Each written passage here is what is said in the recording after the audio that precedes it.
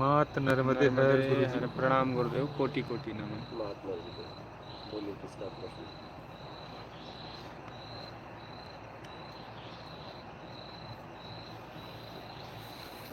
इंसान या फिर शिष्य, जोर से जरा बोलिए। इंसान या फिर शिष्य गुरु से क्यों अपेक्षा कर लेते हैं कि वो मुझे मुक्त कराएंगे?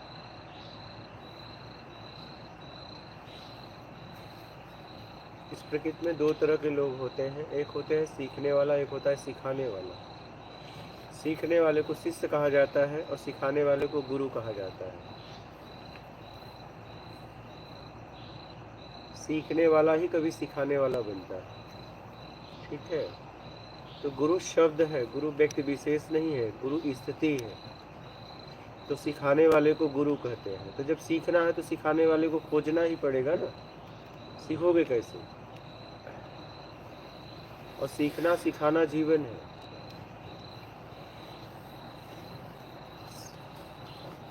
इस मूल को नहीं पकड़ा सर। हाँ, ये जो मूल है सर, क्या? कि सीखना सिखाना मूल है, सीखना सिखाना जीवन है। जीवन है, उसको पकड़ने वाला कोई नहीं है। पकड़ने वाला क्या? जैसे कि आप गुरु हैं, सिखाने वाला गुरु, आप गुरु नहीं। सीखने वाला शिष्य, सिखाने वाला गुरु। तो आप बता रहे हो ज्ञान मुक्ति, तो ऐसे करो तो मुक्त हो जाओ। हाँ, तो हम लोग वो बात छोड़कर आपको ही पकड़, हमें कैसे पकड़ पाओगे? हमें पकड़ ही नहीं पाओगे। पकड़े क्या? हमें नहीं पकड़ पाओगे। अभी तक तुम मेरा नाम ही नहीं जानते, जानते हो? हमें तुम नहीं पकड़ पाओगे, टेंशन में मत रहो। हमारे आसपास रह लो उतने बहुत है, हमें तुम नहीं पकड़ पाओगे।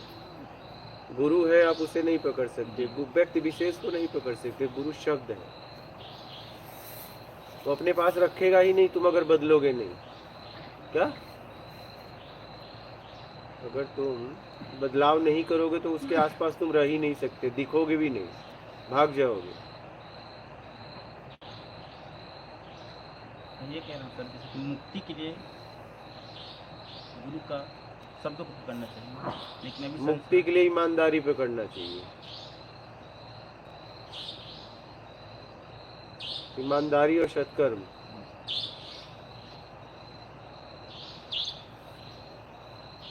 उन शब्दों में जीना पड़ेगा, उसे आचरण में उतारना पड़ेगा, तब कुछ होगा। आचरण में भी कब उतारोगे? जब वो शब्द आपके पास रहेंगे तब ना।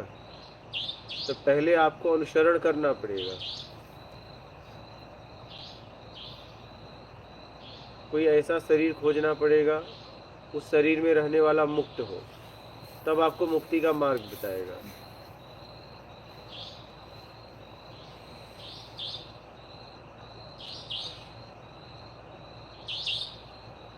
अधिकतर लोग वैसा नहीं कर रहे हैं। आप बोल रहे हैं हाँ, कि सच को पकड़ दो। आप क्या पकड़, आप क्या कर रहे हो? आप अधिकतर में हो, किसमें हो? आपके आप कहाँ खड़े हो? आप कहाँ खड़े हो? शब्द पकड़ने वाले, शरीर पकड़ने वाले? सब पकड़ने वाले। तो बस अपना कल्याण कर लो। हुआ? हो गया? हो गया कल्याण? हाँ, तब यहाँ क्या बैठे हो? कल्याण के रास्ते पे हो, इसलिए लोगों की बात मत करो। ये संसार कीचड़ की तरह है, कमल की तरह निकल जाओ या तो ऐसे देखते देखते लोगों में फंस जाओ। संसार को कीचड़ बोला गया है, आपको कमल की तरह निकलना है, या तो यही कीचड़ में पड़े रहो। देखो कौन चल रहा है कौन नहीं चल रहा। क्या ये आपको अधिकार दिया गया है? आपको इतना अधिकार है कि आपका कल्याण कैसे होता है, तो आप अपना कल्याण करो ना।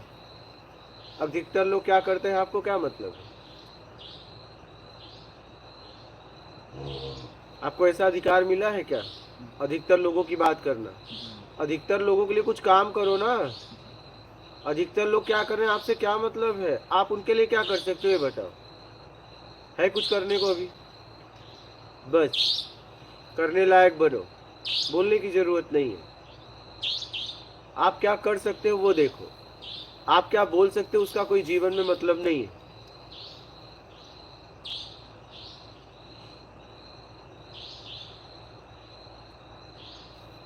इतने लोग भूखे हैं, इतने लोग पीड़ित हैं, आप भूखा रह के कितने को भोजन कराए वो बताओ। पेट भरने के बाद सब भूखे दिखते हैं, उससे कोई मतलब नहीं। आपने जीवन में क्या किया ये बात करिए, या तो करने लायक बनिए।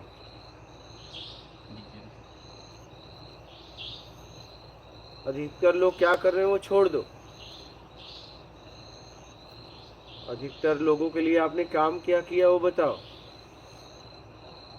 बस यही बात होती है, बस बातें करते हैं हम।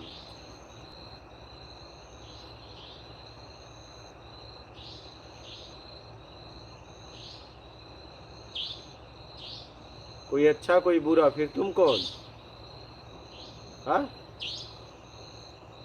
तुम भी तो कहीं खड़े हो। कहाँ खड़े हो बताओ? कुछ नहीं। हाँ, कुछ नहीं खड़े हो गए, पार जा रहे हो एकदम। हम कुछ बोल रहे हो वो भी सुनो जरा, समझो, बस पार जाके बात कर रहे हो, बुद्धि से परे हो गए हो।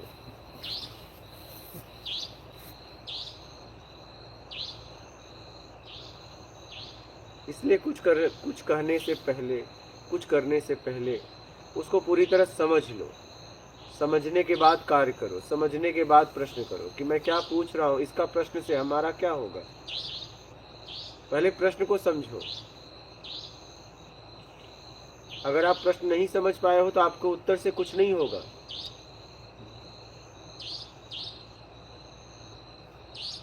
बात समझ रहे हैं?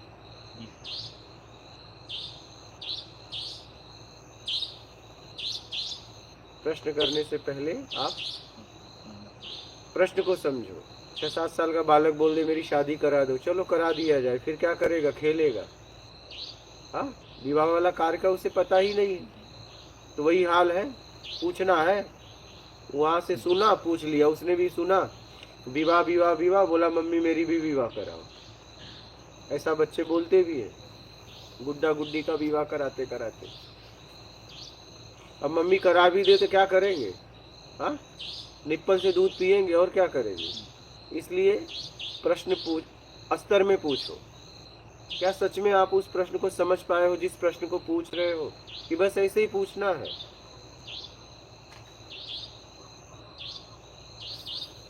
बात मेरी समझ पा रहे हो? कुछ पूछने से पहले आप उसको पूछने लायक हो या नहीं, और उसके जवाब से आपको कुछ मिलेगा या नहीं। दुकान पे चले गए, ये माल दिखाओ, ये दिखाओ, ये दिखाओ, सब दिखा दिया, लो लेना क्या है? नहीं, मेरा तो इतना नहीं है बजट। कितना बजट है? सबसे सस्ता वाला। तो काहे को इतना परेशान किया, मगजमारी किया? तो सबसे सस्ता वाला ही लेना था। तो टॉप वाला देखा कि घंटों मेरा खा गया। यही हाल है। इसलिए अपने लेवल का प्रश्न करो। मेरी बात समझ रहे? बोलो। होटल में गए, मेनू पूछा, वेटर बुलाए, वेटर इधर आओ, क्या क्या है? सर ये है, सर ये है, सर और क्या है? ये है, ये है, ये है, ये। ठीक है, एक कप चाय लाओ। क्यों? बजट नहीं है क्या? इतना देर तक जब एक कप चाय ही चाहिए था तो पूरा ये क्या पूछने क्या जरूरत? लेकिन पूछोगे। वो भी क्या करे, नौकरी कर रहा है, नहीं तो तुम बाहर मिलते तो तुम्हें बताता।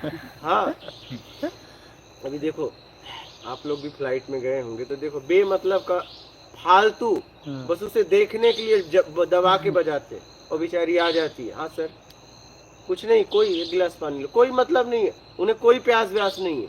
क्या तुम बाहर मिलते तब तुम्हें बताती? उसके सामने तुम खड़े होने लायक भी नहीं है। समझिएगा इस बात को, इस दृश्य को हमने भी देखा होगा, आपने भी देखा होगा। वो ड्यूटी पे है बस। हाँ, तुम बाहर मिल जाओ तब तुम्हें बताए, बजाओ घंटी, तुम्हारा घंटा बजा दे। हाँ, समझ रहे? वो ड्यूटी पे है, इसीलिए आके खड़ी हो गई बेचारी। हाँ सर बोलिए सर। सही। बाहर मिल जाओ, घंटी की जगह घंटा बजा देगी। ऐसा करते हैं लोग, हमने देखा है, बिना मतलब का। आपने भी देखा होगा, आपने भी देखा होगा सफर में। वो भी बहुत जुटा के जाते हैं कि 2 बार जाना है, पूरा किराया वसूल करना है, यही सब उतापात करके। वो बहुत सालों से जुटा रहे थे पैसा। आपके बेवकूफी की वजह से सामने वाली की क्या स्थिति होती है आपको पता है?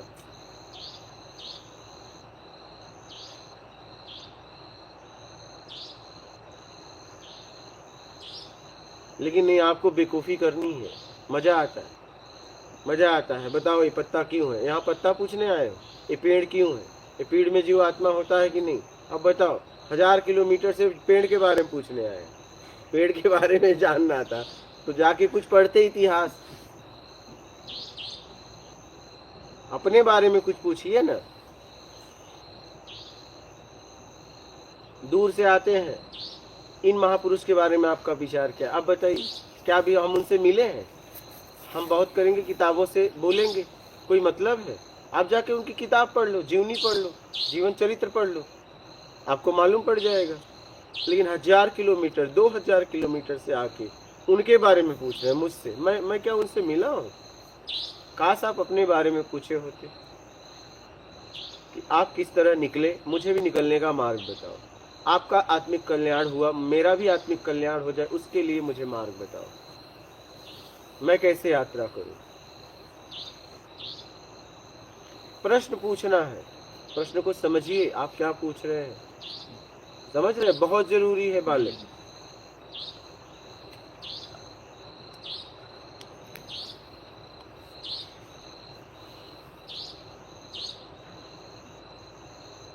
किसी का समय बर्बाद मत करो, समय अमूल्य होता है। अगर एक व्यक्ति आपको समय दे रहा है तो अपनी स्थिति से प्रश्न करिए जिससे आपका कल्याण हो।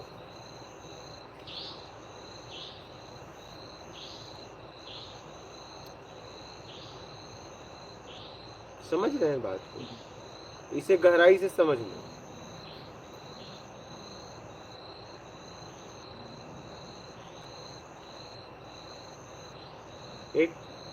एक सिंह साहब थे मिर्जापुर के, उन्होंने मुझे एक घटना बताई। बोले मैं एक ऑफिस में गया था,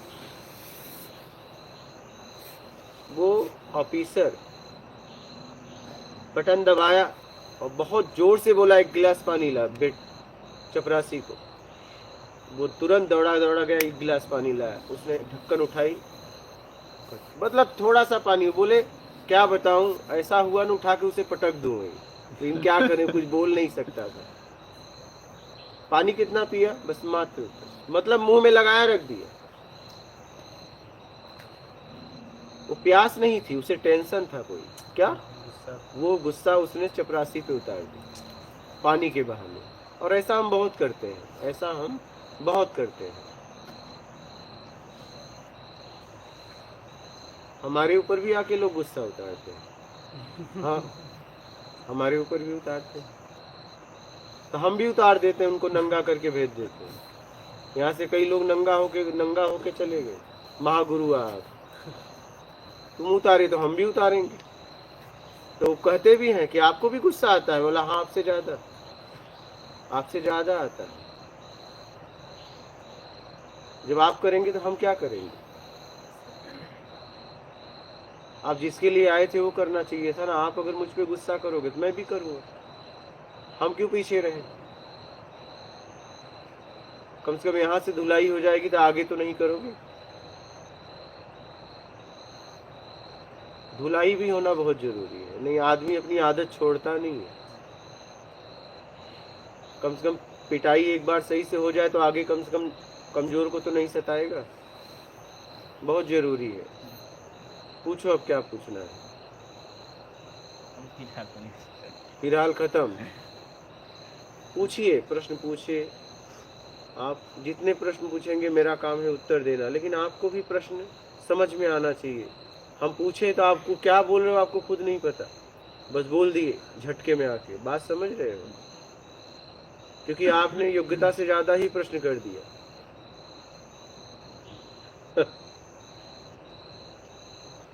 आपके प्रश्न होने चाहिए। समझ रहे हैं?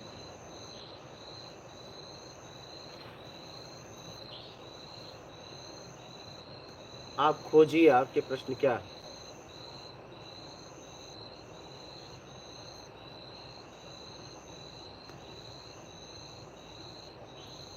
ज्यादातर लोगों का प्रश्न है परमात्मा से कैसे मिलूं। अरे परमात्मा से मिलने के लायक कैसे बनूं, ये प्रश्न होना चाहिए।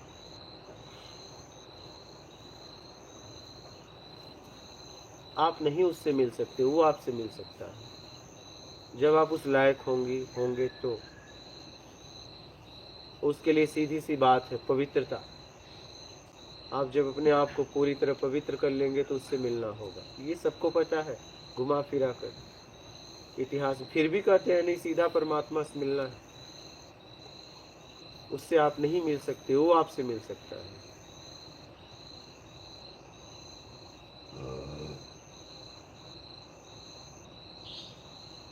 बोलिए, किसी का प्रश्न हो तो आप लोगों का भी है। किसी का प्रश्न? गुरु जी, स्थिति का पता चल सकता है हमें? किसके? हम अब जर्नी में हैं, हाँ, तो हम थोड़ा बढ़े हैं कि और अभी बहुत है, बहुत क्लेंजिंग करने की ज़रूरत है। तो हम मतलब अपनी स्थिति का पता चल सकता है? हाँ चलेगा, क्यों नहीं चलेगा, चलेगा। कैसे? हाँ कैसे? रहेंगी तो चलेगा ना। कहाँ खड़ी है पता चल जाएगा, चलेगा।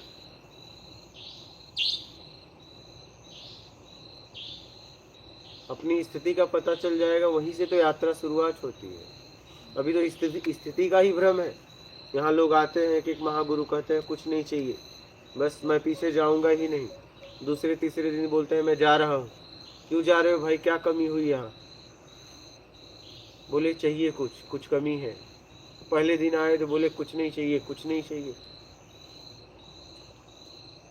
तो चलेगा पता। आप जब एकांत में रहेंगी तो पता चलेगा। इसलिए एकांत में रहा जाता है। जब एकांत में रहेंगी, किसी से बातचीत नहीं करेंगी, सत्संग सुनेंगी और फिर अपने आप में रहेंगी, तो आपको अपनी स्थिति का ही पता चलेगा, कुछ बचेगा नहीं। लेकिन आप एकांत में नहीं रहेंगी, व्यवहारिक जगत में रहेंगी, लोगों से बातचीत करेंगी, आपका समय टाइम पास हो जाएगा, तो आपको स्थिति का पता नहीं चलेगा। जैसे भोजन के प्रति आपका कितनी तड़प है, स्वाद के प्रति कितनी व्याकुलता है।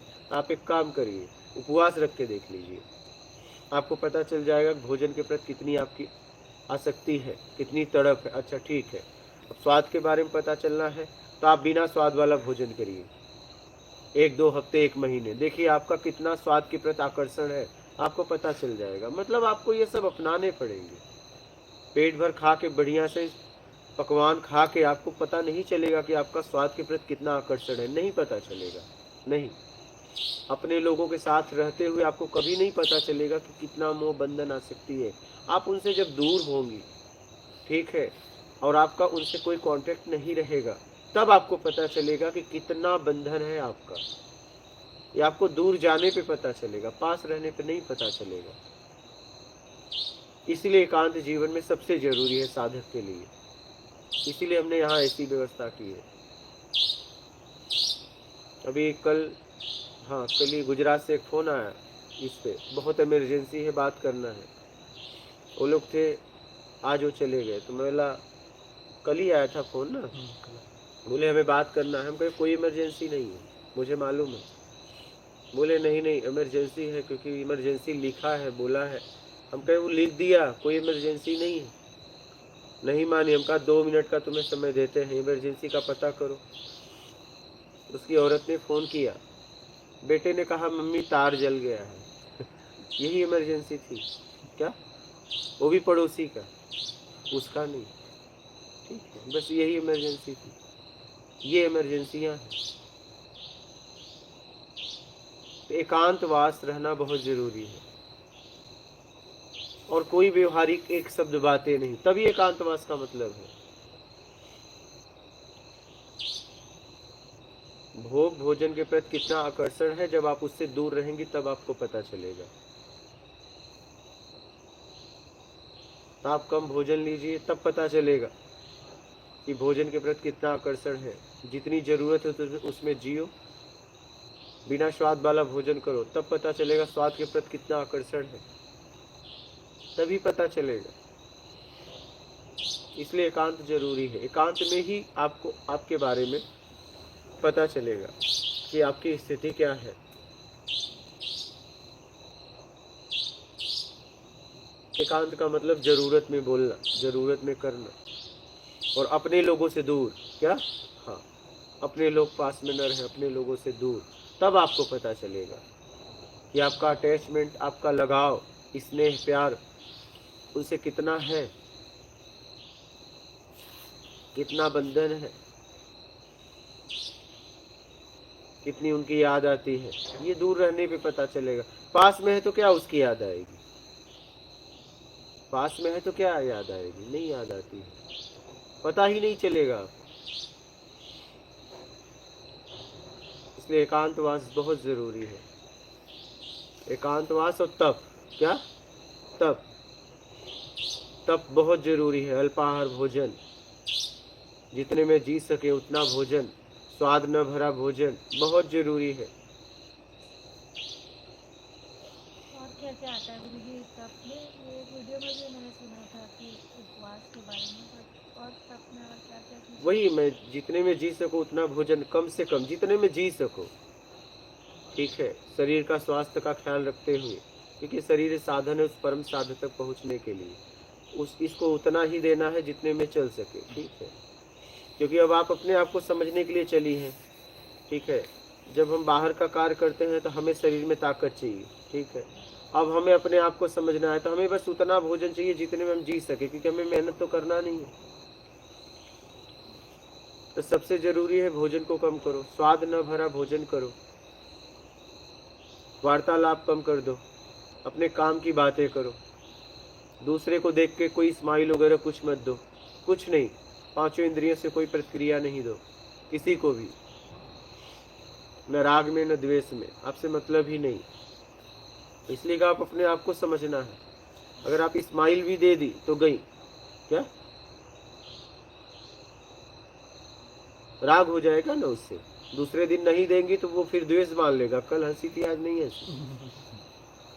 एकदम बांधना ही बांधना है। अगर आपने किसी को एक बार स्माइल दे दी, दोबारा अगर नहीं देंगी तो सोचेगा कुछ हुआ तो नहीं। कोई भी हो, पहली बार ही मत दो, फिर वो अपेक्षा नहीं रखेगा। किसी की अपेक्षा रखने से हमें क्या करते हैं? फर्क पड़ेगा। आपने एक स्माइल दी ना उसके लिए, तो दूसरा नहीं देंगी तो द्वेष, निगेटिव एनर्जी फेंकेगा, फर्क पड़ेगा। पहली दिया ना आपने, अगर पहली दिया हो गया ना, अटैचमेंट, लगाव हो गया ना, फर्क नहीं था, फर्क आपने पैदा कर दिया। फर्क अब पड़ेगा, फर्क अब पड़ेगा। अब आपको नेगेटिव एनर्जी देगा। आप पहले दिन स्माइल दी तो आपको पॉजिटिव एनर्जी दिया, इसलिए पहले दिन ही मत दो। क्योंकि आप अपने आप को समझने के लिए आप एकांतवास में गई हैं, इसीलिए। तो ये सब सिर्फ एकांतवास के लिए है। जब हम वापस अपने जीवन में चले जाएंगे तो फिर ये तो possible जब आपको पता चल जाएगा कि कहाँ बंधन है, तो फिर वहां जाके छुड़ाओ। पहले पता तो चले फंसी कहाँ हो, कहाँ बंधन है, कहाँ अटैचमेंट है, कहाँ लगाव है। पहले ये तो पता चले किससे कितना लगाव है, तभी आप उससे निकलने के लिए काम कर पाएंगी ना। एक मशीन खराब हो जाए, आपको बनाना भी आता है, लेकिन पता तो करना पड़ेगा कि मशीन बिगड़ी कहाँ है, तभी आप बना पाएंगी ना। अगर ये नहीं पकड़ पाई तो बना पाएंगी? कभी बनाना आता भी हो तो भी नहीं बना पाएंगी। आपको पकड़ना पड़ेगा कि ये मशीन बिगड़ी कहाँ से है, इसमें कौन सा सामान खराब है, तभी आप उसकी रिपेयरिंग कर पाएंगी। नहीं, ये तो मूल समस्या है। हाँ, तो वही तो समस्या है। ये आप समझिए, फिर एकांत में रहिए आप, तब समझ में आएगा। और गुरुजी आपने समर्पण के बारे में भी थोड़ा सा विस्तार से बताया। समर्पण तो तभी होगा जब प्रत्यक्ष होगा। जिसके लिए आप गई है हो गया तो समर्पण। समर्पण तो लालची आदमी का भी हो जाता है। वो गया जिसके लिए हो गया तो समर्पण। हम जिसके लिए जाते हैं हो जाता है तो उस व्यक्ति की तरफ समर्पण हो जाता है। बाद में होता है। प्रत्यक्ष होने के बाद समर्पण करने गए हैं, लेकिन होगा तभी होगा, नहीं तो नहीं होगा।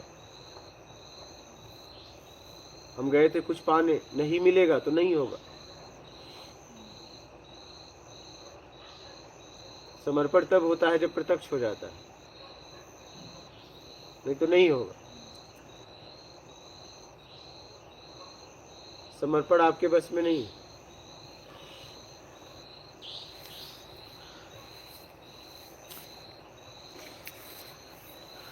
बोलिए, और कोई प्रश्न है तो बोलिए। आपका कोई प्रश्न है तो बोलिए। एनर्जी अपने आप में नेगेटिव या पॉजिटिव होती है? नहीं, ये आपने कहा कि वो नेगेटिव एनर्जी कहेंगे। हाँ, वो मेरा से आता है। एनर्जी तो ना पॉजिटिव होती निगेटिव, हमने पैदा किया है। जिसने पैदा किया और सामने वाले ने उसको एक्सेप्ट नहीं किया तो क्या होगा उसको? पहली बात तो आप पहले दिन शुरुआत कर दी है ना, अब आपके स्वीकार करने ना करने से कुछ नहीं होगा। शुरुआत तो आपने कर दिया ना, पहली स्माइल देके।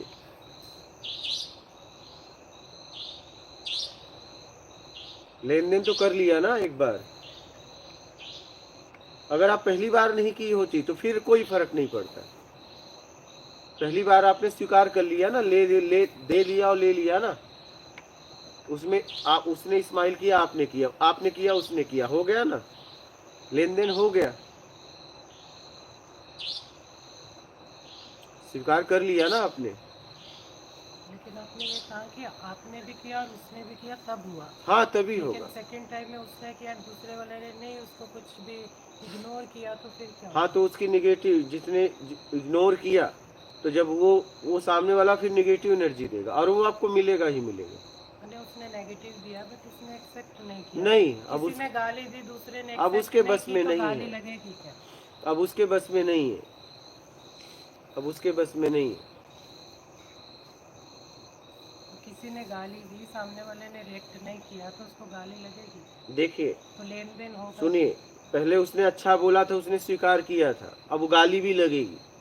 अगर अच्छा स्वीकार नहीं किया होता तो बुरा भी स्वीकार नहीं होता। बात ये है, अगर अच्छे में नहीं गया होगा तो फिर उसको बुरा भी नहीं लगेगा। तो फिर बार बार ये क्यों कहा जाता है कि अच्छा करो, अच्छे कर्म करो? क्योंकि जहाँ अच्छा है वहाँ बुरा तो आएगा ही साथ में। नहीं है, इसीलिए तो हम कहते हैं सत्कर्म करो। इसीलिए तो हम तो कहते हैं सत्कर्म करो, ना अच्छा करो ना बुरा करो। तो सत्कर्म की परिभाषा क्या है? जरूरतमंद की सेवा, वहाँ ना अच्छा होता है ना बुरा होता है।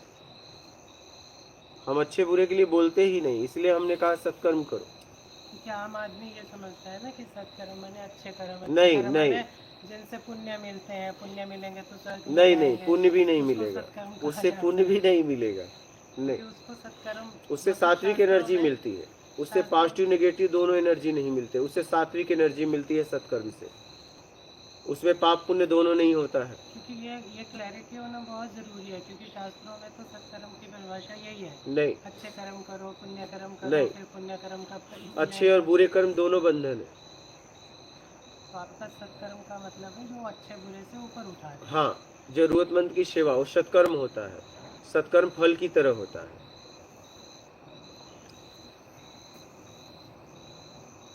वहाँ ना अच्छा होता है ना बुरा होता है, जरूरत होता है।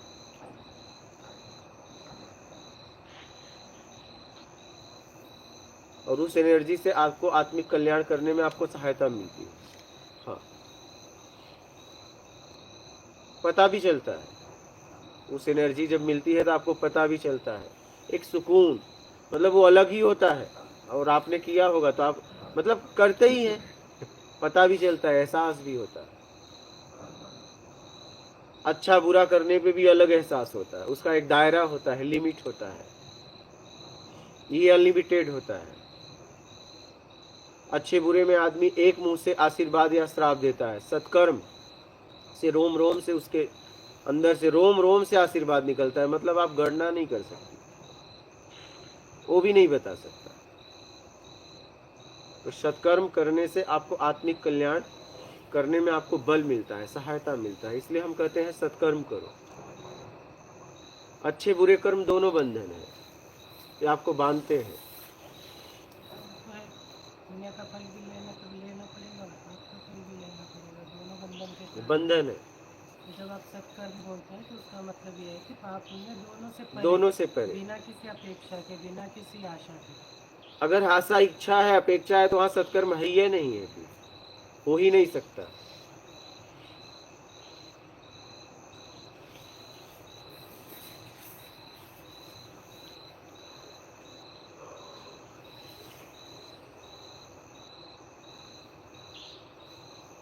बोलिए।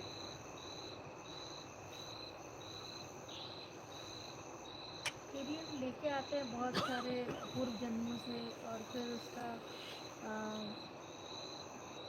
किसी लाइफ में उदय होता है, अचानक होता है। फिर हम सोचते हैं कि अभी तक तो कुछ और ही चल रही थी और अचानक एक ऐसा टर्न आ गया लाइफ में, हमने तो कुछ किया भी नहीं। तो वो शुरू से क्यों नहीं रहता है, फिर वो किसी एक समय के बाद, जैसे मैंने महसूस किया कि जब मेरी रिस्पॉन्सिबिलिटी ख़त्म सी होने लगी ना, तब अचानक से कुछ एक एहसास हुआ कि लाइफ मुड़ रही है कहीं और। तो उसके पहले बिल्कुल दूसरी तरह की थी। जब हुआ तब हुआ तो आगे बढ़ जाओ। ऐसा न हो यही सोचते सोचते जिंदगी निकल जाए कि पहले क्यों नहीं हुआ। जब हुआ कर लो अब।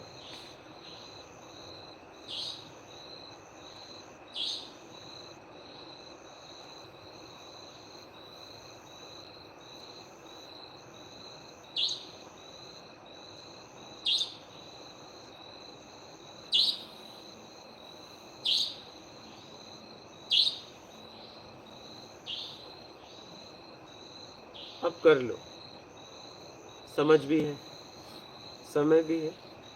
हाँ, ऐसा न हो ये सोचते सोचते समय चला जाए कि पहले क्यों नहीं हुआ, क्योंकि समय जाते देर नहीं लगती, यूं चला जाता है। हाँ,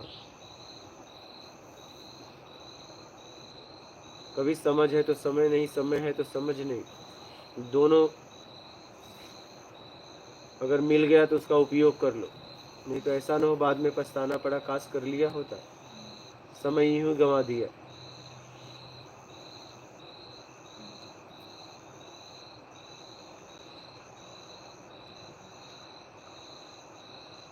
तब ये रास्ता है कि उसको हम जल्दी कर सकते हैं। जल्दी से जल्दी। सत्कर्म, ईमानदारी और सत्कर्म, ईमानदारी, सत्कर्म, योग्यता से ज्यादा पाने की इच्छा का त्याग। हाँ, इतना करना पड़ेगा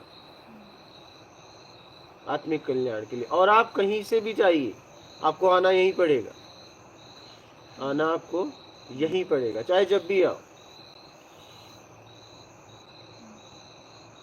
चाहे जब भी आओ। या तो एक रास्ता और है, बैठ जाओ तभी उठे जब उपलब्धि हो, या तो मत उठो। या तो उपलब्धि पे उठेंगे, या तो कोई उठा के फिर रख देगा बाद में। एक ये भी रास्ता है। योग्यता से अधिक पाने का मतलब क्या है? जितनी आपकी क्षमता है उससे ज्यादा पाने की इच्छा। कौन सी क्षमता? शारीरिक जैसे कोई भी, शारीरिक, आर्थिक, मानसिक, कोई भी, ज्ञान की क्षमता कोई भी। जैसे मान लीजिए, आप एक उदाहरण दे रहा हूँ, आप दुकानदार के पास गई, 100 रुपया है, 200 का सामान मांग रही है, तो दुकानदार देगा तो राग, नहीं देगा तो द्वेष। अगर 100 तक सामान चाहिए था तब न राग होता न द्वेष होता। बात यही है योग्यता। लेकिन कई लोग इससे डिस्करेज हो जाते हैं ना, कि अरे वो फलाने संत ने बहुत तपस्या की, हमने तो की नहीं। उनको समझ में नहीं आता कि गृहस्थी में रहना भी अपने आप में तप है, सही तरीके से, ईमानदारी से, ज़्यादा अच्छा तप है। ईमानदारी से। हाँ, नहीं, तप होता है, तब अच्छा बुरा नहीं होता। अच्छे बुरे में मत ले जाइए, कठिन कठिन, अच्छा बुरा का अच्छे मतलब बुरे में कठिन, मत ले जाइए, कठिन तप। ईमानदारी से। तो लोगों में ऐसी हीन भावना आ जाती है कि हमने तप नहीं किए, हम नहीं। जंगलों में नहीं रहे, तो इसलिए हमारी पात्रता नहीं है। तो उनको लगता है कि योग्यता से अधिक पाना, मैंने वो भी उसी फील्ड में आता है कि हमने तो तप किया नहीं इसलिए उसको पाया नहीं, नहीं। ऐसा नहीं है। हर आदमी तपस्या कर रहा है, अगर ईमानदार है तो। अगर आप ईमानदार हैं, ईमानदारी के धन से अपना भरण पोषण, परिवार का पोषण कर रही हैं, तो आप तपस्या ही कर रही हैं उस सत्कर्म करते हुए, तब आप तपस्या कर रही हैं। अगर हम धन नहीं कमा रहे हैं लेकिन हम घर में हाँ, हम गृहस्थ हैं, तो फिर वो हम तो धन नहीं कमा रहे। कहीं न कहीं से धन तो आ रहा है, तो आप उस परिवार के लिए काम तो कर रही हो, तो कुछ धन पे तो आपका भी अधिकार है। नहीं तो किसी को भोजन ही करा दिया।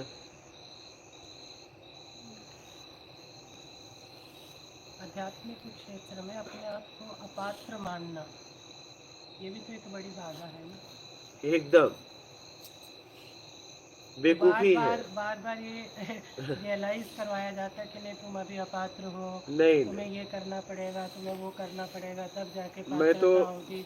तो इस तरह से क्यों, मतलब लोग को ये कहते हैं चीज़ ना, दिया? मैं तो कहता हूँ, मेरा तो कहना है कि हर व्यक्ति इसका अधिकारी है। हर व्यक्ति। अधिकारी है तो जैसे क्वेश्चन पूछता है उससे ये अपेक्षा क्यों की जाती है कि ऐसा क्यों पूछा, तो वैसा पूछना चाहिए था। तो वो जिस स्तर पे है, वो जहाँ से पूछ रहा है उसको तो वहीं आगे जाना है ना, वहाँ से। जरूर नहीं कि उस स्तर का प्रश्न कर रहा है। जैसे इस बालक ने प्रश्न किया, लेकिन बाद में घबराने लगा, क्योंकि ये खुद प्रश्न हम पूछ के दूसरों से लेके भी कर देते हैं ना, उस प्रश्न का हमें नहीं पता रहता। जैसे मैंने बालक का उदाहरण दिया, क्या छोटे छोटे बालक नहीं कहते मेरी शादी कराओ? क्या उन्हें कोई शादी का ज्ञान है? नहीं है, सुन के लेके कर दी। वो आदत अभी भी है हमारे में, वो आदत हमारे में अभी भी है। इस आदत को छोड़ना पड़ेगा, इस आदत को, नहीं तो आप भटक जाओगे। आप जाके आप अपनी योग्यता से ज्यादा अगर आप समाज में कहीं भी दुकान पे जाके मूल्य कर रहे हो तो आप वहाँ फंस जाओगे। अगर आप होटल में चली गई और आपके पास पैसा कम है, जितना है उससे अधिक आपने भोजन कर लिया, तो फिर क्या होगा आपका? क्या होगा बोलिए? आप अपनी सामर्थ्य देखिए, योग्यता देखिए। ऐसे ही प्रश्न को भी आप रखिए, प्रश्न को समझकर, क्या इस उत्तर से मेरा कल्याण होगा? उसको तो पता नहीं है ना किस प्रश्न से और किस उत्तर से उसका कल्याण तो होगा। हम उसको बताएंगे तो वो ना, आ रहा है ना, तो उसको सिखाने वाला बताएगा ना तुम्हारा लेवल क्या है। सिखाने वाला बताएगा ना उसका लेवल, उसकी स्थिति बताएगा, तभी ना वो समझ पाएगा। हम इस बालक को बताए, अब ये समझ जाएगा। अगर हम नहीं बताते, उत्तर दे देते, तो कहीं ना कहीं गलती हमारी थी। फिर हमें तो इसको बताना है, बेटा तुम्हारी स्थिति ये है, तुम्हें यहाँ से शुरुआत करनी है, तुम इन लोगों के प्रश्न ना उठाओ, ये आगे जा चुके हैं और इन प्रश्नों से आपका कोई मतलब नहीं है। तो ये मेरा काम है ना, उसको उसका स्तर बताना मेरा काम है ना। समझ रही हो? इसलिए हमने उसको बताया कि आप जहां हो वहां से प्रश्न करो, तो वहां से आपका ग्रोथ होगा, उन्नति होगा।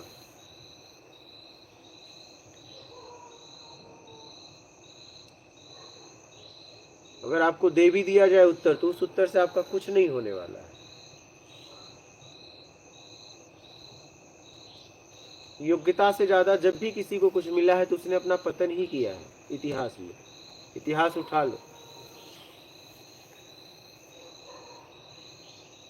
और योग्यता से ज्यादा तभी मिलता है जब कहीं न कहीं आप बेईमानी करती हैं। ऐसे नहीं मिलेगा।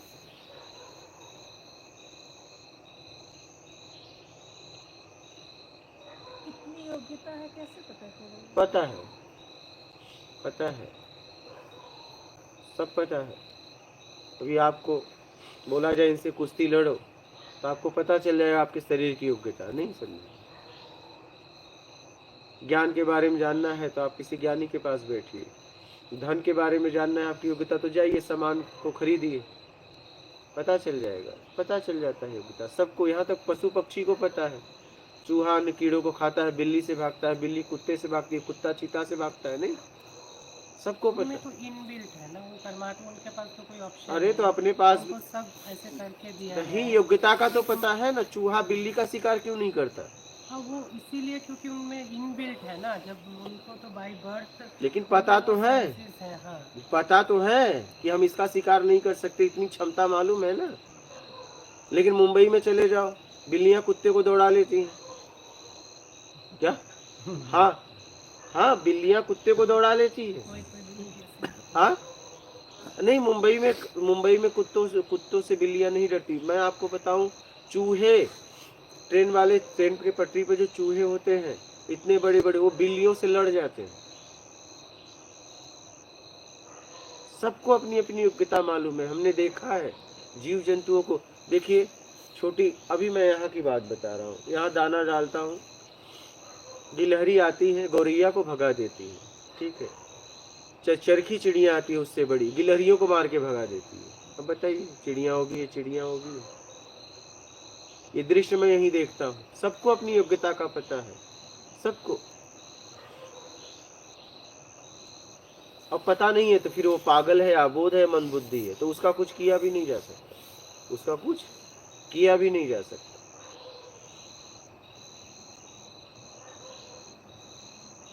हर व्यक्ति देखो सामान लेने जाता है, उसको पता नहीं है मेरी योग्यता क्या है या नहीं, रहती है या नहीं।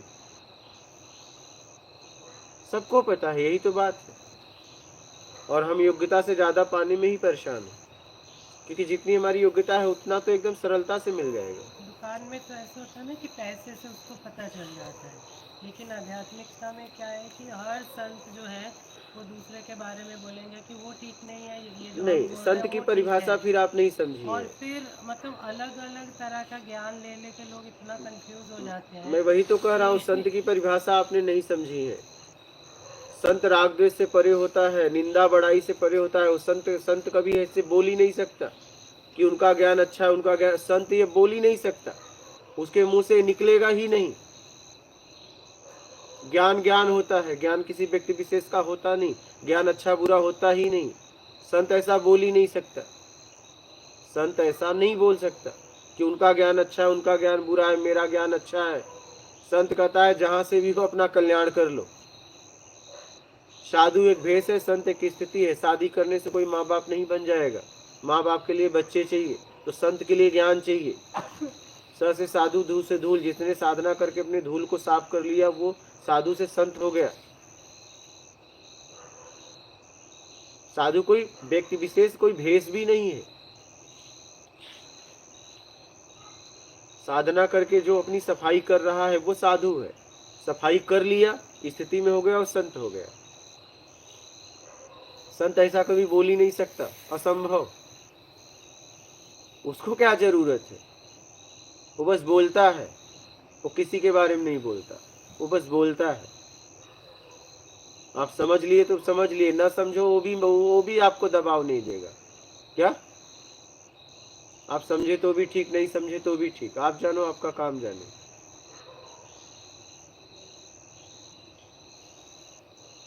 पहले संत की परिभाषा तो समझ लीजिए। किसी भी आवरणधारी को हमें संत नहीं बोल देना चाहिए। संत स्थिति है, जैसे गृहस्थ जीवन में माता पिता स्थिति है। शादी करके कोई पति पत्नी का दर्जा दे सकता है, माता पिता का दर्जा जब बच्चों का जन्म होता है तभी। तो वैसे ही कोई भी भेष पकड़ के, चाहे जैसे भी, अपने आप को साधु कहलवा सकता है, बाल रख के, दाढ़ी रख के, लेकिन जब वो निर्विकार होगा तभी वो साधु से संत बनेगा। संत स्थिति है, तो उससे आत्मिक कल्याण होगा जगत का। हम क्या है, किसी को भी संत बोल देते हैं। क्वार्टर मार रहा है उसे भी संत बोल देते हैं, गांजा पी रहा है उसे भी संत बोल देते हैं। समझ रहे हैं, किसी को भी बोल देते हैं। संत दूसरों की बात करता ही नहीं है, वो आपसे आपकी बात करता है, वो तीसरे को लाता ही नहीं। उसे मतलब ही नहीं कौन अच्छा है कौन बुरा है, क्योंकि यहाँ कोई ना अच्छा है ना बुरा है। अपने कर्म से लोग अच्छे हैं बुरे हैं, कर्म हटा दो, बात खत्म। संत वही होता है राजा रंग को एक जगह बैठा दे।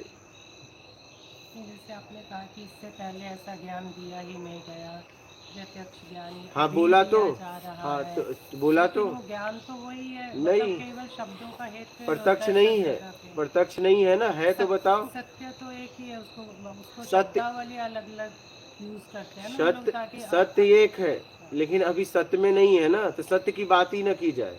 सत्य तक कैसे पहुंचना है उसके लिए बात की जाए। मतलब हर कोई यही कोशिश करता है जिसको बोध हो जाता है कि मैं आसान तरीके से, अलग तरीके से बताऊं। हाँ। लेकिन बात तो एक ही बताई जा रही है, जिसको समझ आता है उसको सब जगह पे एक ही बात समझ आती है। आ गई तो आ गई। एक ही चीज को सब जगह अलग अलग तरीके से समझाने का प्रयास किया जाए। आ जाए तो आ जाए, आ जाए तो आ जाए।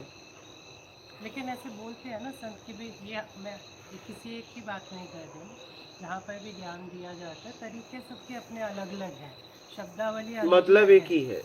हाँ, मतलब एक ही है। शब्दावली अलग अलग है, लेकिन एक ही चीज़ को जो उनके पास आते हैं उनका ये प्रयास रहता है कि इनके कल्याण के लिए मतलब ऐसे बताया जाए, और शायद ये कोशिश भी रहती है कि भाई 4 जगह जाएंगे, अलग अलग जगह सुनेंगे तो फिर भटकाव हो सकता है, तो एक ही जगह पे नहीं, ऐसा नहीं तो है। शायद इसलिए भी ऐसे बताया जाता है कि भाई प्यास बुझानी है चाहे जिस नल का पानी पियो, आपको जहाँ अच्छा लगे पी लो। बात है प्यास की।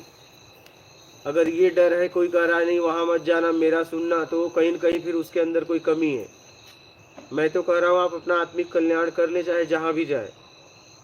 होना तो यही चाहिए कि कहीं भी जाओ तो कहीं लोगों में ऐसे कॉम्प्लेक्स आ जाता है, या किसी के पास भी कोई जाता है तो अरे ये फलानी फलानी जगह जाके आए, ये सुन सुन के आए, वो तो जाएगा ही, उसको तो जहाँ नहीं जहाँ नहीं, वो उसको तो लगेगा मैं तो कि कह रहा भाई हूँ खूब मुझे- जाओ और जो जो अभी इस समय बोल रहे हैं वो भी तो कई जगह जाके आए हैं, एकदम। उन्होंने भी तो बहुत इस तरह का फेस किया है, तभी तो वो समझा भी पाते हैं ना आगे कि भाई ये ऐसे है, तो हमने इतना किया तो तुम डायरेक्ट दे रहा हो तो तुम ले लो इस चीज़ को, ताकि तुम भटको मत उस चीज़ नहीं को। तो इसीलिए तो वो बता भी पाते हैं ना, क्योंकि खुद उन्होंने वो सारी चीज़ें एक्सपीरियंस की हुई होती हैं। सही बात। पर एक ही सत्य है, सब जगह पे उसी चीज़ को कई तरीक़ों से बताया जा रहा है, तो जिसको समझ आ जाती है उसको सब जगह का एक जैसा ही लगता है, उसको फिर अलग नहीं लगता है कहीं से।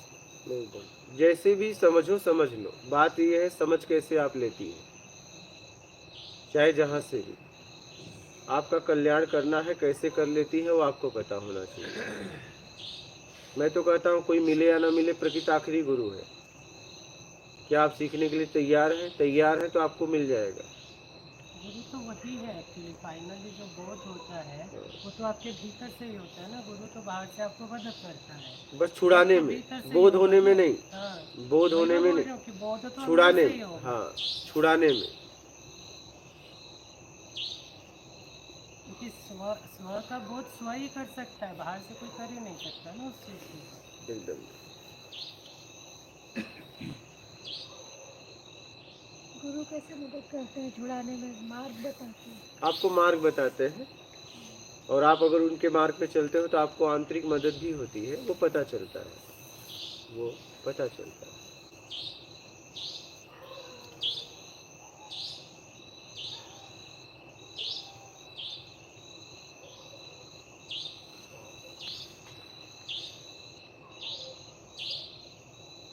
बहुत विधियां देके समाज में भटका दिया गया है। ध्यान करो, ध्यान की क्या जरूरत है? क्या जरूरत है आप बताइए। इस समय ध्यान कितना कितना बिक रहा है बताइए। समाज को क्या नहीं भटकाया जा रहा है? वही तो बात है ना फिर? कि फिर पात्रता ये करोगे तो पात्रा बढ़ जाएगी, ये करोगे तो पात्रता बढ़ हाँ, जाएगी। पात्रता उल्टा है ही है फंस रहे हैं आपकी, जाके, आपकी है ही है। उल्टा फंस रहे हैं जाके। मेन राग द्वेष छोड़ना है। आप चित ये है, चले जाइए रिस्कीस वगैरह में। आप बताइए ध्यान को लाखों रुपए में बेच रहे हैं, लोगों के जीवन के साथ खिलवाड़ कर रहे हैं, तो मुझे तो बोलना पड़ेगा ना उनको निकालने के लिए। सीधी सीधी मुझे तो बोलना पड़ेगा ना। आप ध्यान करवा करवा के लोगों को फंसा रहे हैं। बताइए कितना कितना व्यापार बन गया है, और ध्यान कोई किसी को करवा ही नहीं सकता है। चाहिए में ध्यान घटित हो रहा है, यहाँ तक कि आपको 100 में पहुंचने के लिए ध्यान से भी मुक्ति चाहिए। फिर और ये तभी होगा जब राग द्वेष से आप छूटेंगी। और राग द्वेष तब तक होता रहेगा जब तक आप योग्यता से ज्यादा चाहिए, तब तक राग द्वेष होगा।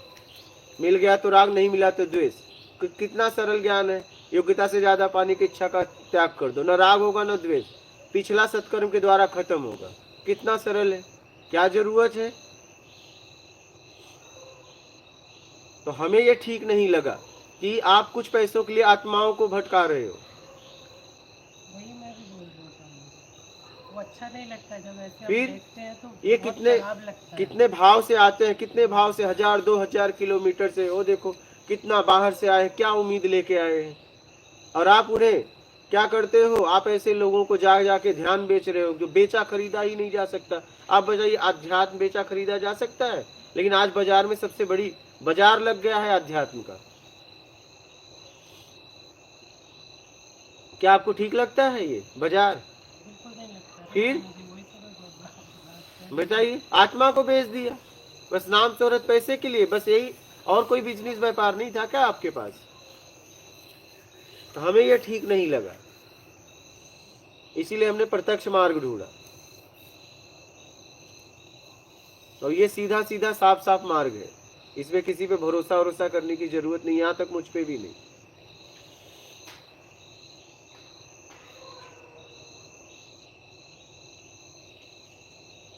आज 2-2 हजार रुपए में आत्मज्ञान शक्तिपात करा रहे हैं। सोचने वाली बात है। हाँ? कहाँ तक गिर गए लोग, बताइए। लोगों की भावनाओं के साथ खेल रहे हैं। 2-2 हजार रुपए में ऑनलाइन चेक करिए, पता भी होगा आपको। बताइए, शक्तिपात 2-2 हजार रुपए में आत्मज्ञान।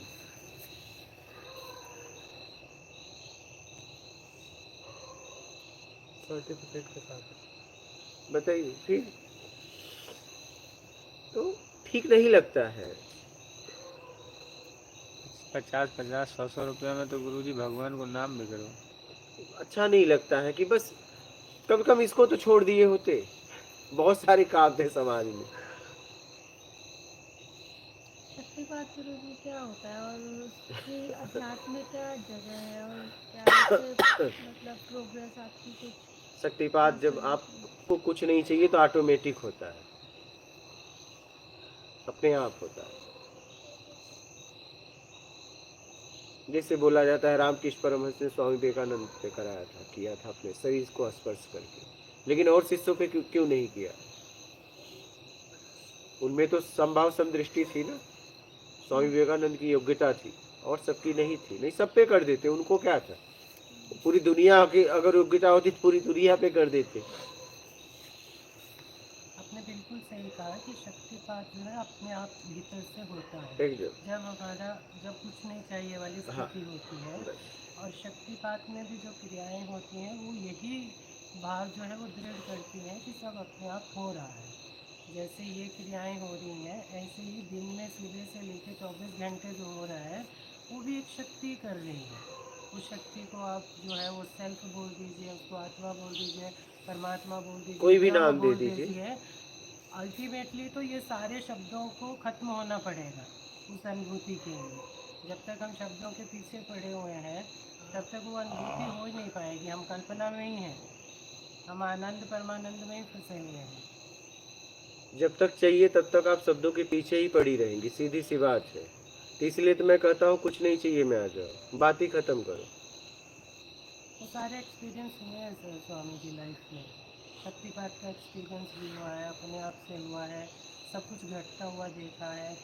वो सब उन फेजेस में से निकल के यहाँ तक पहुँचे हैं। जब आपके वीडियो सुने तो बहुत अच्छा लगा कि कोई तो है जो मतलब सीधी सच्ची बातें कर रहे हैं।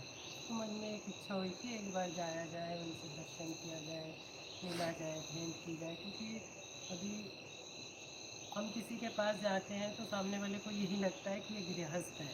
गृहस्थ है तो ये कुछ पाने के लिए, कुछ लेने के लिए आई है, चाहे वो आध्यात्मिक हो चाहे वो हो। लेकिन ये ज़रूरी नहीं होता। गृहस्थ में भी बहुत सारे लोग हैं, ऐसे हैं जो जिनकी अच्छी स्थिति है और वो जीवन जी रहे हैं, वो बाहर शो नहीं करते हैं, एकदम। वो अपनी भूमिकाएं निभा रहे हैं बस। क्योंकि उनके लाइफ का पर्पस शायद अभी ये नहीं है कि उनको इस काम के लिए नहीं चुना गया है कि उनको इस तरह से आगे देना है। उसके लिए भी प्रकृति चुनती है उसकी, जिसको चुनना होता है, जिसके लिए चुनना होता है वो चुना जाता है। इसमें हमारा कुछ नहीं होता है कि मैंने शुरू कर दिया और बोलना शुरू कर दिया। वो एक्सपीरियंस भी है मुझे। तो मैं भी एक छोटी सी, जैसे वो चिड़िया ने जा के थोड़ा पानी डाला था आग बुझाने के लिए, तो ऐसे प्रकृति ने मुझे भी कहीं चुन रखा है। तो थोड़े बहुत लोगों के साथ जुड़ा हुआ है, जो जुड़ते हैं, जिनके साथ हम यही बातें करते हैं। लेकिन प्रॉब्लम क्या होती है कि जब मुझे कहीं अच्छा लगता है, मैं जाती हूँ, तो सामने वाले को यही लगता है कि शायद ये कुछ पाने के लिए आई है। जरूरी नहीं है कुछ पाने में ही जाया जाए, कुछ न पाने में भी जाया जा सकता है, ऐसा नहीं है। क्योंकि एक संत वेश में एक संत दूसरे को मिलते हैं, और जैसे आप संत बोलते हैं तो मेरे लिए पूरी सृष्टि संत ही है। मेरे लिए कोई क्या ज्ञान दे रहा है उससे मुझे फ़र्क नहीं पड़ता। तो बार बार मैं संत शब्द का प्रयोग करती हूँ। मेरे लिए डिफ्रेंसिएशन नहीं है कहीं भी। वो इस लेवल का दे रहा है, उसको उस लेवल के लिए चुना गया है, उस लेवल के लोग उसके पास आ रहे हैं। किसी को हायर लेवल के लिए चुना गया है, उसके पास हायर लेवल के लोग आ रहे हैं। इतना ही फ़र्क है, बाकी कोई फ़र्क नहीं है। क्योंकि सृष्टि तो चलनी है ना जैसे तैसे, तो सारे लोग आत्मज्ञानी हो जाएंगे तो फिर इस तरह से तो होगा नहीं। तो वो खेल चल रहा है पूरा, जैसे जैसे जिसको जहाँ पहुँचना है वो पहुँच रहा है।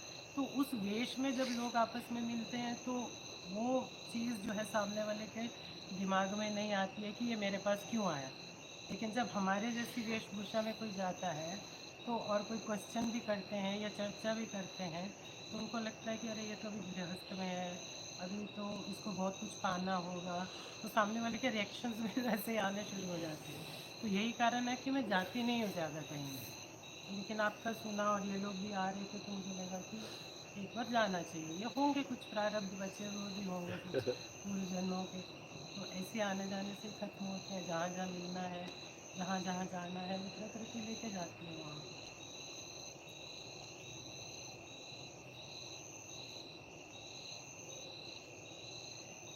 तो एक्चुअली दुख होता है, मुझे भी दुख होता है कि जो इतना आसान चीज़ है उसको इतना डिफ़िकल्ट क्यों बनाया जा रहा है। एकदम इतनी इतनी ध्यान की विधियाँ, ऐसे बैठो, ये सोचो, फिर ये रंग दिखाई दे रहा, वो ये दिखाई दे रहा, वो दिखाई दे रहा। तो सीधी सीधी चीज़ें बतानी चाहिए जिससे कि सामने वाले का कल्याण हो। कुंडली खोलो, चक्र खोलो, क्या क्या मगजमारियां बता दी। आपको पता है लोग डिस्टर्ब हो गए हैं। लोग ये सब के चक्कर में। अब एक महिला मिली थी मुझे कुछ साल पहले, मैं ऐसे बैठा था, आग ताप रहा था। एक ने चाय पी, कागज के गिलास को आग में फेंक दिया। एक ने कहा ये गलत है, तो उसने कहा कि क्या गलत है इसमें। बोले स्वामी जी आप बताइए। बोला क्या इसमें क्या है बताओ। तुम डालने फंसे हो, न डालने में फंसा है, फंस दोनों आग में हो, जरा आग से ऊपर उठ जाओ। तो महिला एक बैठी थी, उससे मेरी बात सुनती रही। बोली आप तो सब जानते हैं। बोला मैं कुछ नहीं जानता, जितना आप बता रहे उतना जानता हूँ। उसने बताया कि मुझे पहले मेरा कुछ खुल गया, गड़गड़ाहट की आवाज़ आई, बहुत अच्छा लगता है, लेकिन अब मैं सो नहीं पा रही। आप कुछ करो, बंद करो। बोला जिससे खुलवाया है जाओ उससे बंद करवाओ। समझ रही है? तो ऐसी ऐसी विधियां बांट के लोगों की जिंदगी को नर्क कर दिया है। यहाँ कितने लोग आए, झिंगुर की आवाज से मैं परेशान हूँ। समझ रही है? ये हालत है। इनको भी कुछ आ रही थी कि आप बैठे हैं, इनको भी कुछ आ रही थी, ये भी एक दुनिया में चले गए थे। तो ये बहुत गलत कर रहे हैं लोग। कुछ गलती लोगों की भी है क्योंकि वो जो पढ़ के जाते हैं ना कि फलाने संत का पढ़ा तो उनको ऐसे ऐसे हो रहा था, फिर ऐसी ऐसी सिद्धियाँ प्राप्त हुई, ये हुआ वो हुआ, तो लोग भी फंस जाते हैं। लोग भी जाना चाहते हैं, उनको भी शुद्ध ज्ञान नहीं चाहिए, उनको भी वो कल्याण नहीं चाहिए। वो भी चाहते हैं कि कुछ चमत्कार। लेकिन मेरा तो काम है कि अगर आप कल्याण के लिए नहीं भी आए हैं तो भी मेरा काम है कि आपको कल्याण की तरफ ले जाना। इस बालक को हमने क्यों डांटा, क्या जरूरत थी? हम जवाब दे देते, नहीं। इसे हमने इसके तरीके का जवाब दिया कि ये अपने स्तर को समझे और ये वहां से उठे, जहां ये है वहां से उठे तो ये उठ पाएगा।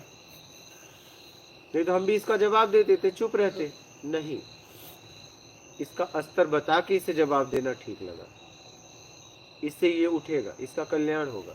तो ये तो मेरा काम था ना, मेरे पास आया है। मैं आपको बताऊं, यही आपने कमल आता है ना, देखे होंगे, वो आया मेरे पास, एक ने पकड़ के लाया, नींबू उब्बू सब नमकीन लाया। बोला बाबा बहुत परेशान हूँ। बोला बेटा कोई बात नहीं, परेशान हो सब दूर कर दूंगा, सब फाइनल, टेंशन मत लो। क्या क्या लाए हो? बैठो पहले। बैठाया। बोला क्या क्या लाए हो? नींबू था, ये था। उनके ठीक है। दाना होना था। हम कहे एक काम करो, दाना चींटियों को डाल दो। ठीक है, सबको खिलवा लुआ दिया। गया, उसे सत्संग सुनाया। जुआ खेलता था, मांस खाता था, उसने सब छोड़ दिया, एक सभ्य इंसान बन गया। आया था किसके लिए पता है? तंत्र विद्या के लिए। अब ये सब जब हो गया तो उसकी पत्नी मुझे घर पे बुलाई, बोले उनको लेके आओ भोजन के लिए। हम कहा देख आज तेरे तेरे कर्म से कारण आज तेरी पत्नी भी मुझे सम्मान दे रही, किया तूने। मैं गया तो उसकी पत्नी ने कहा कि बाबा एक बात पूछना है आपसे। बोलो। क्या धागा बांधा? क्या किया कि इसने शराब छोड़ दी? इतना हम लोग थक गए थे। हम कहे हमने कुछ नहीं किया, जो किया इसने किया। इसने हमारी बात को समझा बस। तो ये मेरा काम है। मेरा काम है कि अगर मेरे पास कोई आए तो उसे सही मार्ग बताना मेरा काम है। ऐसा नहीं है कि उसको भटका दे। आप उस पद पे क्यों बैठे हो? फिर आप उस गुरु पद पे क्यों बैठे हो? गुरु क्या है? गुरु ज्ञान का प्रतीक है। ठीक है, गुरु कौन है? सतमार्ग बताए वो गुरु है समाज को।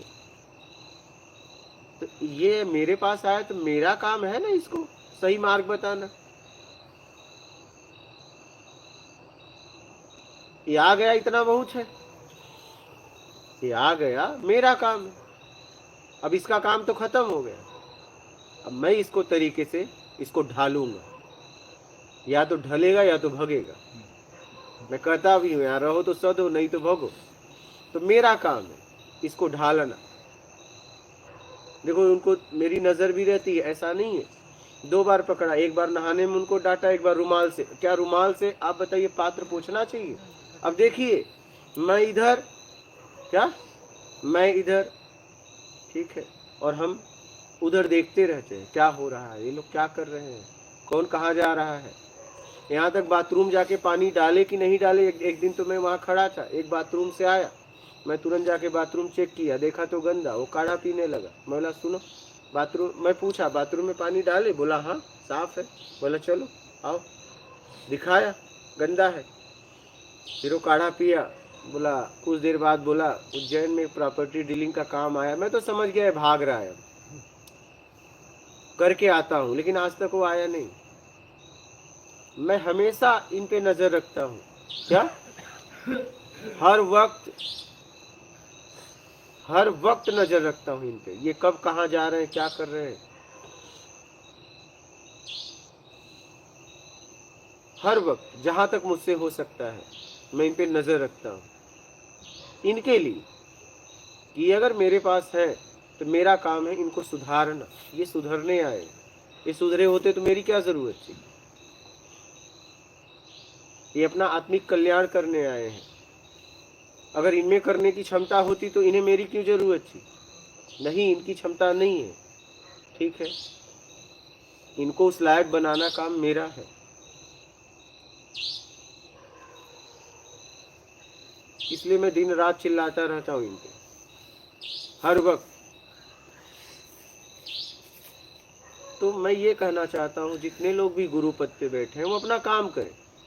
मैं कह रहा हूँ माता पिता शिक्षक गुरु डॉक्टर अगर ये अपना काम ईमानदारी से करें तो ये संसार सतलोक बन जाएगा।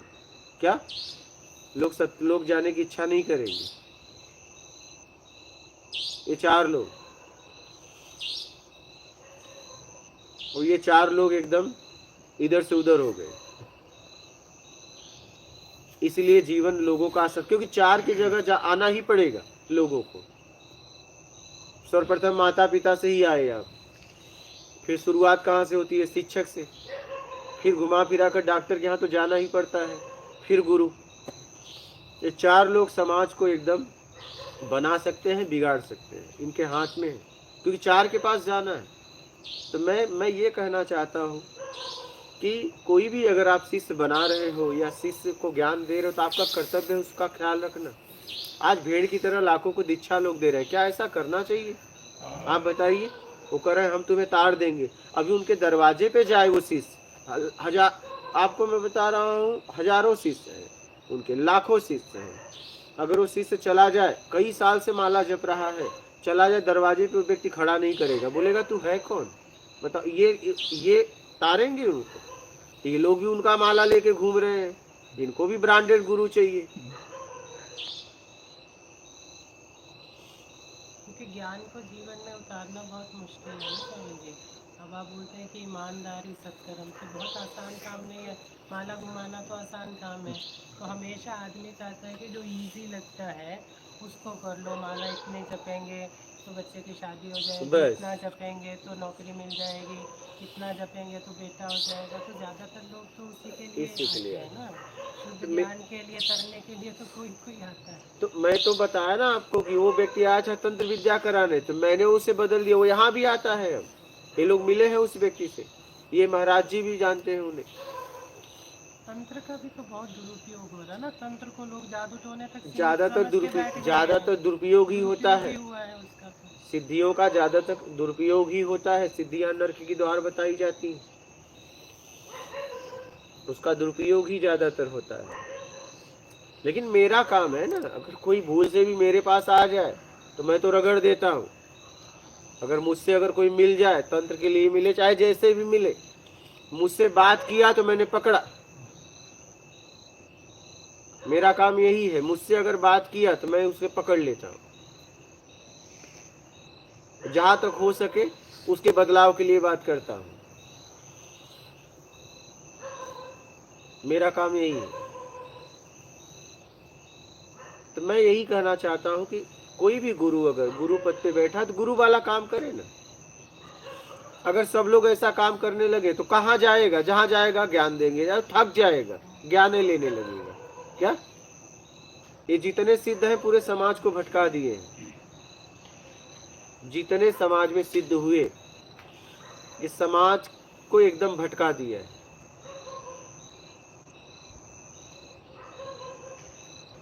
ये शरीर मिला था उस परम सत्ता से मिलने के लिए, इन्होंने नाम शोहरत पैसे में लगवा दिया। एक ही तो जगह बचा था, उसको भी इन्होंने कामनाओं में फंसा दिया। बताइए अब वो कहाँ जाएगा?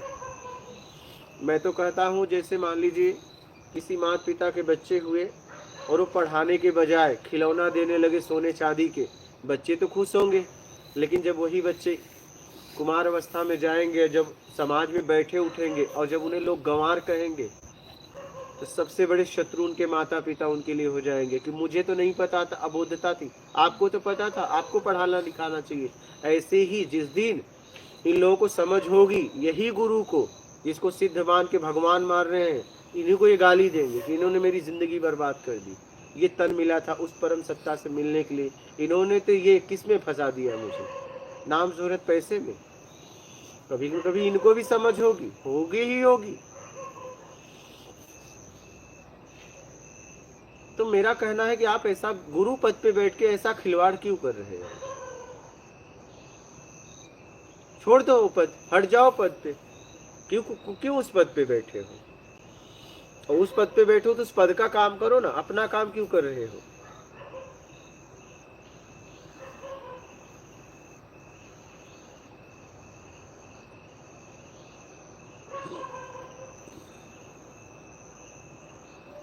इसीलिए मैं कहता हूँ प्रत्यक्ष ज्ञान है, लेके निकल लो। क्योंकि इस ज्ञान में मैं भी नहीं हूँ। मैंने ऐसा ज्ञान खोजा जिसमें मैं भी ना रहूं। क्योंकि मैंने देखा है दो के बीच में तीसरा धोखा देते हुए। मैंने अपने आप को भी इसमें नहीं रखा। लोग यहाँ आते हैं, मैं उनको एक ही बात कहता हूँ घुमा फिरा के। एक तो ये कहता हूँ कि अगर मेरी प्रार्थना कभी होती है, होती तो नहीं है लेकिन कभी होती है, तो कहता हूँ इतना कृपा करना, मुझ पे कभी कृपा ना करना। और सामने बैठे वालों से बोलता हूँ कि मुझ पे इतना विश्वास करना, कभी विश्वास ना करना। ज्ञान लेना, आगे बढ़ना। ज्ञान कभी धोखा नहीं देता।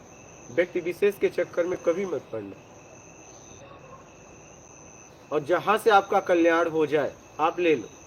एक तो आपके पास अनेक थे, एक और हो गया, ठीक है। अब और एक ऑप्शन बढ़ ही गया, तो उनका समझ में आए उनका ले लो, ये समझ में आए ये ले लो, लेकिन कल्याण कर लो। बात ये है कल्याण कर लो। ऐसा न हो तुलना ही करते रह जाओ। ऐसा न हो कि तुलना में ही जिंदगी चली जाए। कल्याण कर लो चाहे जैसे भी।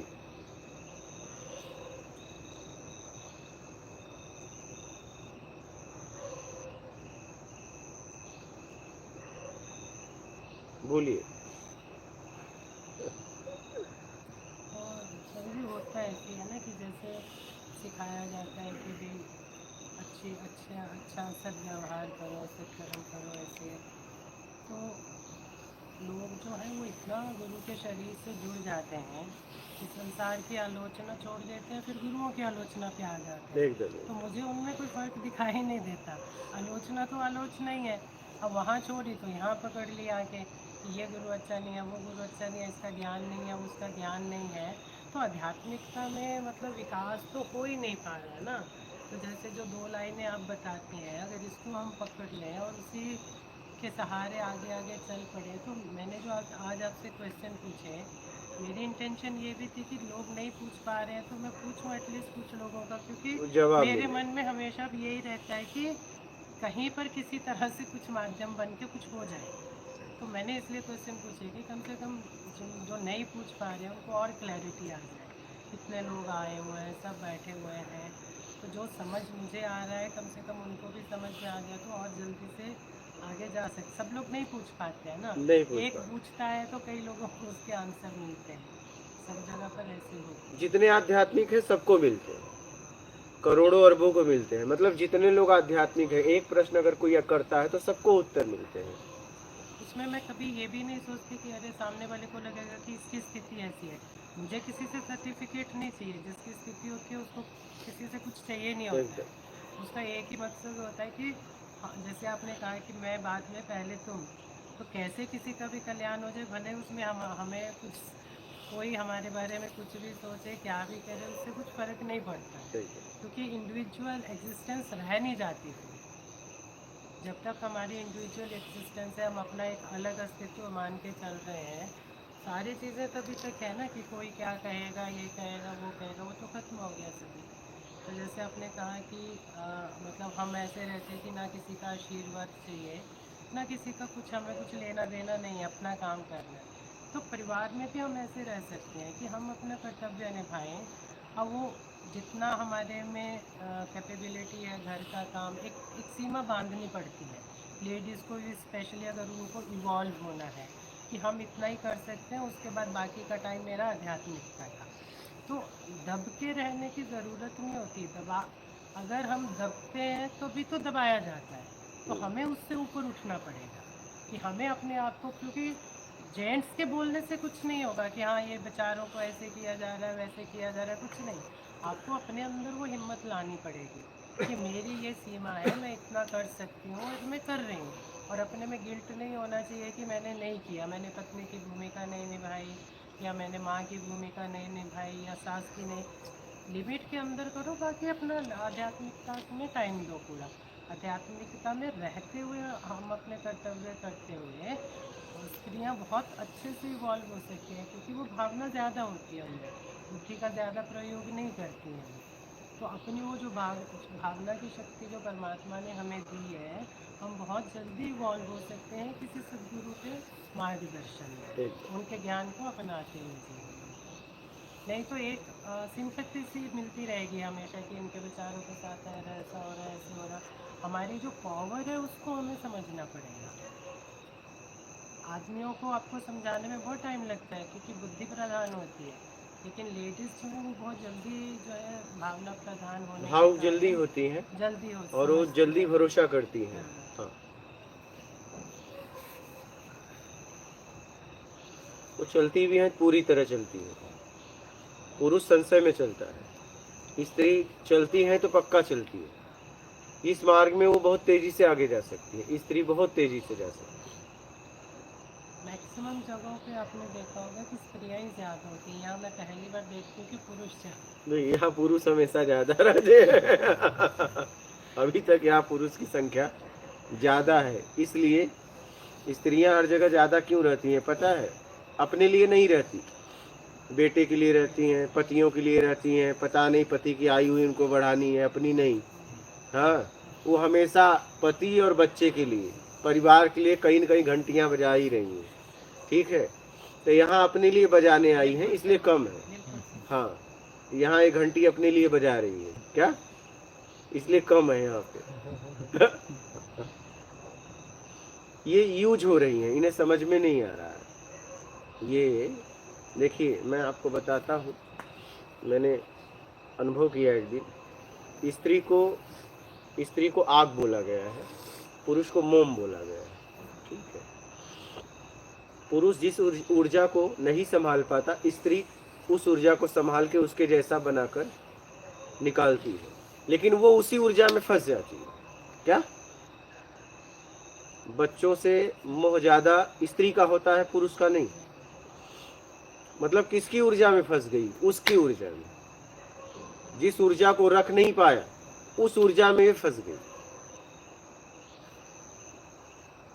अगर देखा जाए तो बच्चे पुरुष के हैं, हाँ, महिला तो बस पालन करता है। बोलिए, बच्चे किसके हैं? अकेले पुरुष से तो नहीं हो सकता। मैं ये नहीं कह रहा हूँ, अकेले दुकेले की बात नहीं कर रहा हूँ। फिर शरीर कहाँ से निकलता है? हाँ, मैं कुछ कह रहा हूँ, उस बात को समझिए। हाँ, समझ। मैं अकेले या दुकेले की बात नहीं कहा। मैंने ये कहा कि बच्चे पुरुष के होते हैं, स्त्री पालन करता है। पुरुष तो कर ही नहीं सकता। स्त्री में तो पैदा करने की भी क्षमता है, अपने शरीर से पालने की भी क्षमता है। ये क्षमता पुरुष में नहीं है, ठीक है। अब आपने ये भी सुना होगा कि स्त्रियों को लोग बोलते हैं कि नरक की द्वार है, बोलते हैं ना। मैं बोलता हूँ मोक्ष की द्वार। अगर तुम्हें पैदा ही नहीं करती, पालती ही नहीं, तो तुम्हें संसार में आते ही कहाँ से? तो ये सब बातें मुझे ठीक नहीं लगती समाज की, वो चाहे कोई भी बोला हो। कितने में तो बोल दिए हैं कि स्त्री को मोक्ष ही नहीं है, पुरुष बनना पड़ेगा। बोले हैं कि नहीं बोले हैं? वो ऐसे लोग बोलते हैं ना जो बाहर से शरीर को देखते हैं, भीतर तो स्त्री के भी वही है, पुरुष के भी वही है। तो उसको उसने स्व का बोध वो स्त्री शरीर में भी हो सकता है, पुरुष में भी हो सकता है, क्योंकि स्व को करना है, स्त्री या पुरुष को नहीं करना है। बात सही, लेकिन आज बोलने वाले हाँ, बोलने वाले बोला गया ना, बोला गया ना, बोला ये गया कोई ना। साधारण लोग नहीं बोले हैं। हाँ, बोला, हाँ। तो मैं जिनका मतलब नहीं है उसको मैं कहता हूँ हटाओ, हटाना चाहिए। हट। आखिर अगर हम नहीं उसके बारे में बोलेंगे फिर कौन बोलेगा? लोग ध्यान का पूछते हैं, बोला ध्यान की तो बात ही मत करो। ध्यान तो चाहिए में घटित होता है, ध्यान तो तुमसे है, क्यों बात कर रहे हो ध्यान की? कैसे निकला जाए उसकी बात करो। हम तो बोलते हैं स्त्रियां मोक्ष की द्वार है, और किसी भी पात्र में से कोई पात्र निकलता है तो वो पात्र कभी उससे बड़ा नहीं हो सकता। तो स्त्री में से पुरुष निकले हैं तो वो बड़े तो हो ही नहीं सकते। लेकिन स्त्रियों को क्या किया गया, गड़बड़ कहाँ हुई? वो छोटी सी थी तभी से उसके भाई को पकड़ा दिया गया। अब वो बचपन में ही माँ बन गई, अपनी नाक नहीं साफ कर पा रही, लेकिन भाई की कर रही है। गिर रही है, ऐसे ली है, लेकिन डगमगा रही, लेकिन उसे संभालना है, क्योंकि उसे चोट लगी। उसे लग जाए चलेगा, लेकिन उसको कुछ हुआ तो उसकी तोड़ाई बहुत अच्छी होगी, समझिएगा। फिर वो माँ के काम में हाथ बटाई, ठीक है। फिर क्या हुआ, ससुराल गई तो लक्ष्मी बना के पहले पाँव पूजा गया, बाद में नौकरानी बना दिया। सबसे बाद में सोती हैं, सबसे पहले उड़ती हैं। ये क्या आत्मज्ञान की तरफ आगे बढ़ी? इनको सोचने ही नहीं दिया जाता। तुम्हें अपने बारे में नहीं सोचना है। फिर दिन में सारे पुरुष अपने कपड़े छोड़ के चले जाएंगे और भी बेचारी कपड़ा साफ करे, बर्तन माजे। मतलब इनको सोचने का मौका ही नहीं दिया जाता। और पुरुष का काम एक ही है, घर में भोग करना, फिर बस में भोग करना, क्या ट्रेन में भोग करना, धक्कम धक्की में भोग करना, नजरों से भोग करना। ये हर वक्त भोग कर रहे हैं और ये बोलते हैं पुरुष परमेश्वर है। मैं तो कह रहा हूँ ये राक्षस है। आज बहन बेटियां अच्छा किसके डर से नहीं निकलती बाहर, बताइए किसके डर से? पुरुष ही है ना वो। तो ये राक्षस नहीं तो क्या है पृथ्वी पर, बताइए मुझे क्या है? ये परमेश्वर है और उसमें सबके पति हैं। आप ये ना समझना, उसका पति तुम्हारा दरवाजा खुलने का इंतजार कर रहा है, तुम्हारा पति उसका दरवाजा, क्योंकि ये हमेशा नजरों से भोग करते हैं। जब आप अपनी बेटी को बोलती है बेटी जल्दी आ जाओ रात हो रही है, तो इसका मतलब कोई पुरुष वो है। और उसकी माँ बोल रही बेटी तुम जल्दी आ जाओ, मतलब कहीं न कहीं रक्षक ही भक्षक है। रिश्तों की रक्षा कर रहा है, उसका भक्षण करने के लिए तैयार है। वो अपने रिश्तों की रक्षा कर रहा है, भक्षण करने के लिए तैयार है। तो जिन्होंने ये लिखा ना कि भाई स्त्रियों को मोक्ष नहीं मिल सकता है, वो पुरुष प्रधान समाज में तो ये सब चीजें हुई ना। तो पुरुष तुमको भी मोक्ष नहीं होता अगर स्त्री पालती नहीं तो। पिता क्षणिक नहीं रख सकता था, उसकी ताकत नहीं थी रखने की, तो माँ अपने गर्भ में रखती है। एक क्षण नहीं जी सकता था तो आपको उसके जैसा बनाकर छोड़ देती है, ये ताकत है। लेकिन स्त्रियां अपने ताकत को तब पहचाने जब उन्हें सोचने का इन्होंने कहा इनको सोचने मत दो, क्या? हाँ, ये इतना इन्हें थका दो कि वो सोच ना पाए। घर में अगर कोई लड़का प्यार कर लिया तो बहुत अच्छा है, लेकिन लड़की प्यार कर ली तो बड़ा गड़बड़ है। लेकिन जो लड़का तुम्हारा प्यार किया है किसी लड़की से, वो भी किसी घर की लड़की है। होता है कि नहीं? अब बेटे से बड़े अच्छे से लोग पूछ लेते हैं, बेटा कितनी गर्लफ्रेंड है तुम्हारी? अपनी बेटी से पूछना कितना बॉयफ्रेंड है, पूछ लो एक बार। क्योंकि जो आप अपने बच्चे से पूछ रहे कितनी गर्लफ्रेंड है बड़ी हंस के, तो वो किसी की बेटियां ही हैं। समझना इस बात को। तो अपने बेटी से पूछ लो एक बार।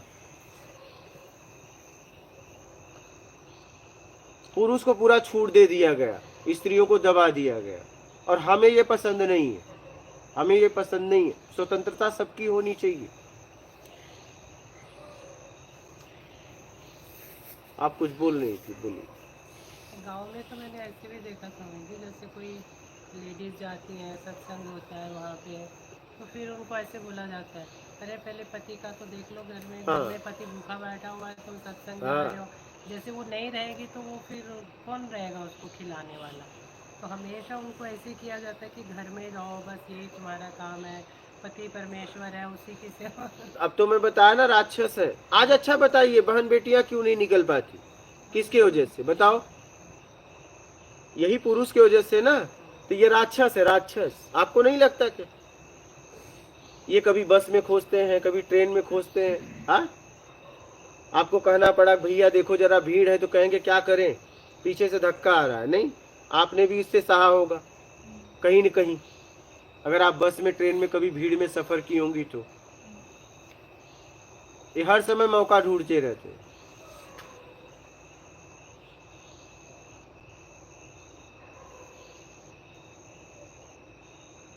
ये अशांति के प्रतीक है, और स्त्री शांति की प्रतीक।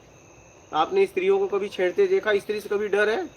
बेटे को बोलना पड़ता है, बेटा जल्दी आ जा, नहीं तो चौराहे पे कुछ लड़कियां खड़ी हैं, तुझे छेड़ लेंगी। ऐसा नहीं, ऐसा कभी हुआ क्या? लेकिन एक माँ कहती है बेटी जल्दी आ, नहीं तो चौराहे पे खड़े होंगे। हाँ, होता है कि नहीं होता है? कभी बेटे को कहना पड़ा आपको, ठीक है बेटा आराम से आओ, क्या?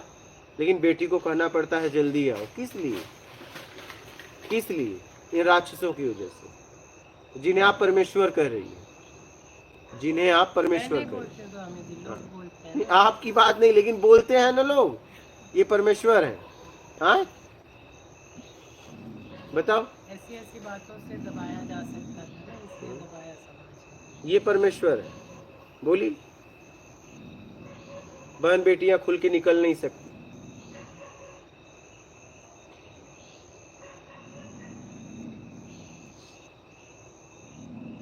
तो बोलना पड़ेगा ना, बोलना पड़ेगा ना। अब राक्षसों को मैं कैसे परमेश्वर कहूं? क्योंकि मैं बात समझ गया हूं, मुझे समझ में आ गई है।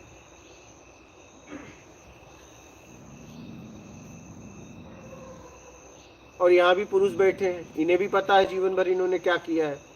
और ये भी एक पुरुष सर का शरीर है, इसे भी पता है इसने क्या किया। हाँ,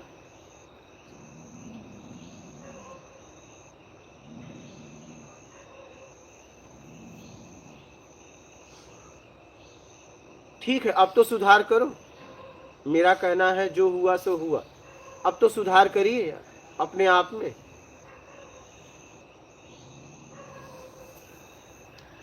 अब तो सुधार करें। इस पृथ्वी पर अगर कोई अशांति किया है तो पुरुष। क्या?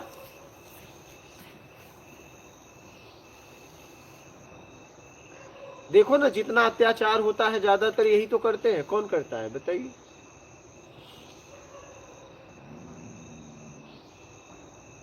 स्कूल से लेके चौराहे से लेके हर जगह ये बैठे हुए हैं अड्डा बनाकर। क्या?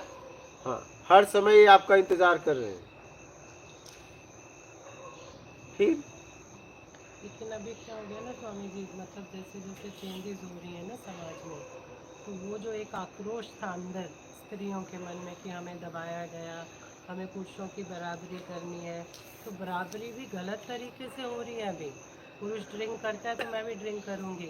नहीं, तो बराबरी सिगरेट नहीं पीता करना तो है। मुझे भी सिगरेट नहीं पीनी नहीं, है। ये बराबरी गलत नहीं, तरीके से मतलब समाज और गलत इसको बराबरी नहीं कहते, कहते इसको पतन कहते हैं। हाँ, वही मतलब गलत, वही बोला है मैंने कि गलत तरीके से हो रहा है। नहीं, इसे बराबरी पतन नहीं कहते, और पतन की ओर जा रहे हैं एक्चुअली। इसको बराबरी नहीं कहते। संस्कार में बराबरी करो, मर्यादा में बराबरी करो।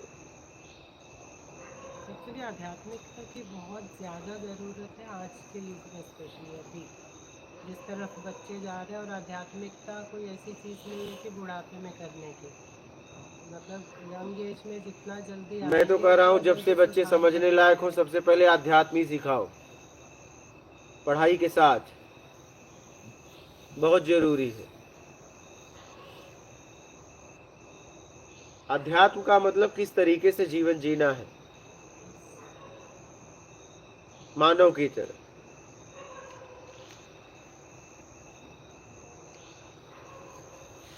सत्कर्म करते हुए ईमानदारी से कैसे जीवन जीना है, यही है अध्यात्म। अध्यात्म मतलब ये नहीं कि आप विवाह न करो, शादी न करो। अध्यात्म से इसका कोई मतलब नहीं है, कोई मतलब नहीं है। फिर ब्रह्मचारी रखो और चोरी चोरी करो, क्या? अब बताइए, छोटे छोटे बच्चों को साधु बना देते हैं तो वो क्या करेंगे युवावस्था में? चोरी से ही करेंगे ना, क्योंकि शब्द, दृश्य, गंध, रस, स्पर्श, ये 5 इंद्रियों द्वारा चाहिए शरीर को। ये शरीर भोग से आया है, योग से नहीं आया है। क्यों नहीं समझते आप लोग? ब्रह्मचर्य का खूब फैल गया है तो क्या करेंगे? चोरी चोरी करेंगे, नहीं गलत तरीके से ऊर्जा निकालेंगे। करेंगे क्या?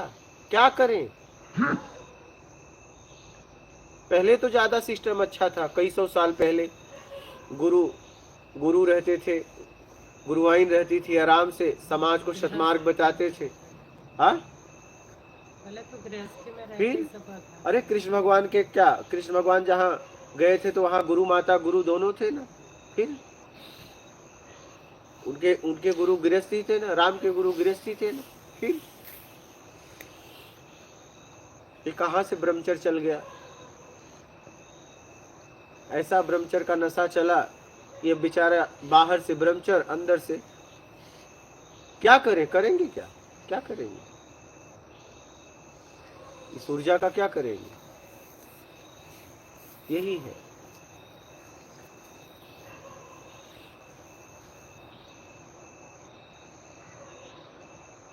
छोटे छोटे बच्चों को बना दिया जाता है, बेचारे उन्हें शिक्षा की जरूरत थी, क्या उन्हें संस्कार की जरूरत थी, उनके हाथ में चीलम पकड़ा दिया जाता है। छोटे छोटे बालक हैं, बताओ, बोलते हैं अलख निरंजन। अब बताइए, एक तरफ हंसी भी आती, एक तरफ आंसू भी आते। मैं चला गया था यहाँ पे गंगा सागर, ठीक है, मकर संक्रांति गया था, बहुत भीड़ थी, नहाने गया था। आप गई हैं? चलिए, तब तो आप समझ लेंगी मेरी। अब हुआ क्या, नहा के आ रहा था, आपने देखा है रास्ते में सब बैठे रहते हैं, वस्त्र नहीं है, बुला बुला आशीर्वाद देते। एक तरफ हंसी थी, एक तरफ आंसू थे। ये क्या कर रहे हैं? ये क्या कर रहे हैं? मात्र कुछ पैसों के लिए बुला बुला के आशीर्वाद दे रहे हैं। नग्न अवस्था में हंसी आती है, रोना भी आता है, और ये कहते हैं मैं धर्म का रक्षक हूँ। देखा है दृश्य की नहीं? हाँ, मैं जब गई तब ये नहीं देखा। कब गई थी आप? 8-9 साल पहले। तो लाइन से तो बैठे रहते हैं। कुंभ गई है? कुंभ नहीं गई, कुंभ तो पूरा टीवी पे, हाँ, टीवी पे देखा है कुंभ बस।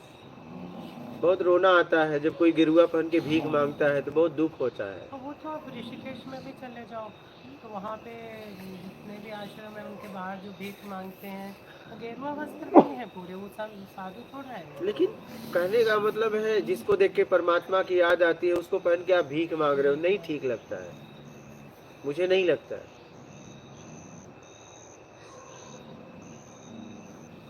और कोई कलर पहन लेते, भीख ही मांगना था तो वही कलर मिला।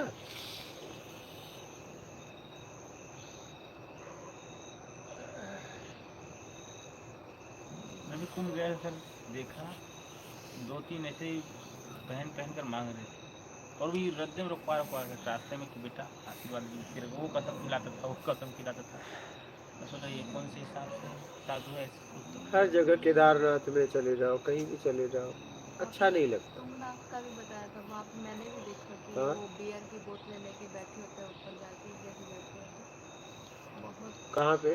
तुंगनाथ में, तुंगनाथ, केदारनाथ के ऊपर। हाँ, केदारनाथ। जाते भी ज़्यादातर यंगस्टर ही है, मतलब जो नौजवान है ज़्यादातर वो नशा बैठते ज़्यादा हैं है, वहाँ पे और नशा ज़्यादा है। वो वहीं पे गिरा देते हैं सारी चीज़ें। वो उसको भी भगवान का नाम लेके, बताओ भगवान ही ने माफ कभी कभी करेंगे? भगवान और नशा करेगा? हाँ, भगवान के नाम से।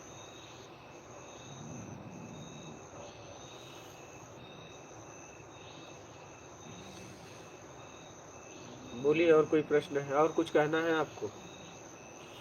बोलिए, लाइव के प्रश्न लिखिए। गॉड्स फेवरेट गुरुजी, अंतर्दर्शन प्राप्त के लिए क्या करना पड़ेगा? ना, जितना प्राप्त किया है बेमतलब का छोड़ दो।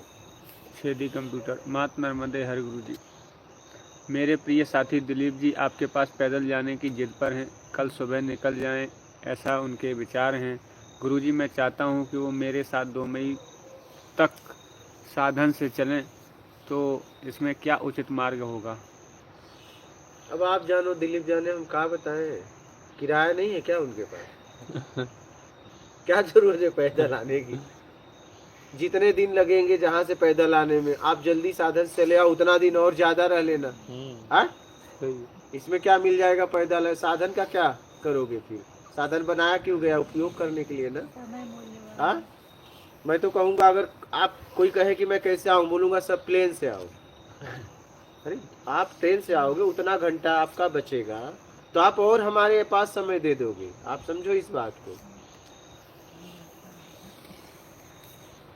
हाँ, सबसे तेज आओ ना। मेरे पास आ रहे हो कि रास्ते के पास आ रहे हो? मेरे पास आ रहे हो ना, तो मेरे पास जल्दी आओ। तो मेरे पास आने के लिए सबसे तेज आप साधन का उपयोग करो। हाँ, मुझसे मिलने की व्याकुलता होनी चाहिए ना। फिर दौलत सिंह। गुरुजी, ईमानदारी सत्कर्म करने से सुख मिलता है और बेईमानी करने से दुख मिलता है। दोनों से छुटकारा पाने का मार्गदर्शन करें गुरुजी। ईमानदारी और सत्कर्म करने से प्रसन्नता मिलती है, सुख दुख नहीं मिलता है। सुख दुख तो बेईमानी दुष्कर्म करने से मिलता है। जब हो जाता है तो सुख, नहीं होता है तो दुख। बोलिए। खुशी।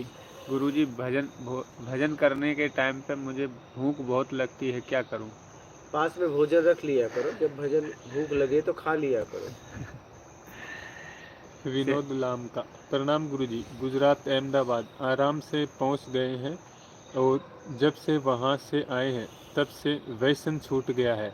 अब तंबाकू भी याद नहीं रहा है और चाय भी नहीं पी है, ना मन कर रहा है गुरुजी। ठीक है, चाय का तो मैं नहीं बोलूंगा, लेकिन तम्बाकू तो भूल जाओ। अब लिखे हो, लिखना भी मत। हमेशा के लिए भूल जाना। सेवाग्राम। खाना मत। क्या आत्मा को सुख दुख का अनुभव होता है? सुख दुख से परे है। लीना। गुरुजी, मेरे छोटे बच्चों के कारण मुझे एकांत समय नहीं मिल पाता है।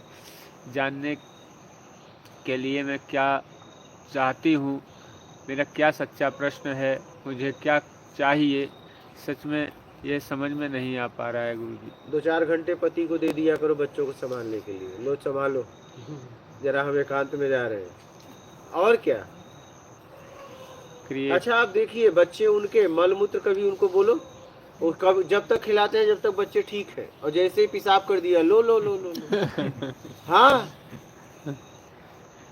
हाँ, और माँ फूल की तरह मल को साफ करती है।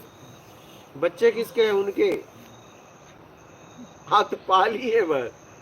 आप उस ऊर्जा में फंस गए, बुरी कर उनकी ऊर्जा। लीना। क्या मुझे खुद को जानने के लिए परिवार और बच्चों को छोड़ देना पड़ेगा गुरुजी? कृपया करके बताएं। बेईमानी दुष्कर्म छोड़ना पड़ेगा। देखिए, अगर आप देखेंगे तो हमने अगर कुछ धारण किया है तो बेईमानी दुष्कर्म के अलावा कुछ भी नहीं। बस ये छोड़ दो, बात खत्म, आपका कल्याण हो जाएगा। इसके अलावा और बता दो आपने क्या कुछ धारण किया है? नहीं। और कुछ है भी नहीं, और तो जरूरत में है। राहुल, गुरुजी क्या उपभोग और विकास पौरुष है? मतलब उपभोग और विकास ये पौरुष है, मतलब एक बल। आगे तो वो चाहिए। विनोद लाम का मात नर्मदे हर गुरुजी, चींटी के साथ सेल्फी लेकर जरूर भेजूंगा। चींटी वाली बात दिल को छू गई गुरुजी। कब भेज रहे हो? सलाते हुए भेजना। हाँ। लीना, कैसे आत्मज्ञान होगा गुरुजी? मुझे कुछ समझ में नहीं आ रहा है और बच्चों के लिए घर वाले कहीं नहीं जाने देंगे। क्या करूं बताओ, हम आपके घर पे आ जाए? अनकाउंट पर्सन, क्या आदमी अपनी दवाई साथ लेकर आ सकता है डॉक्टर की पर्ची के साथ?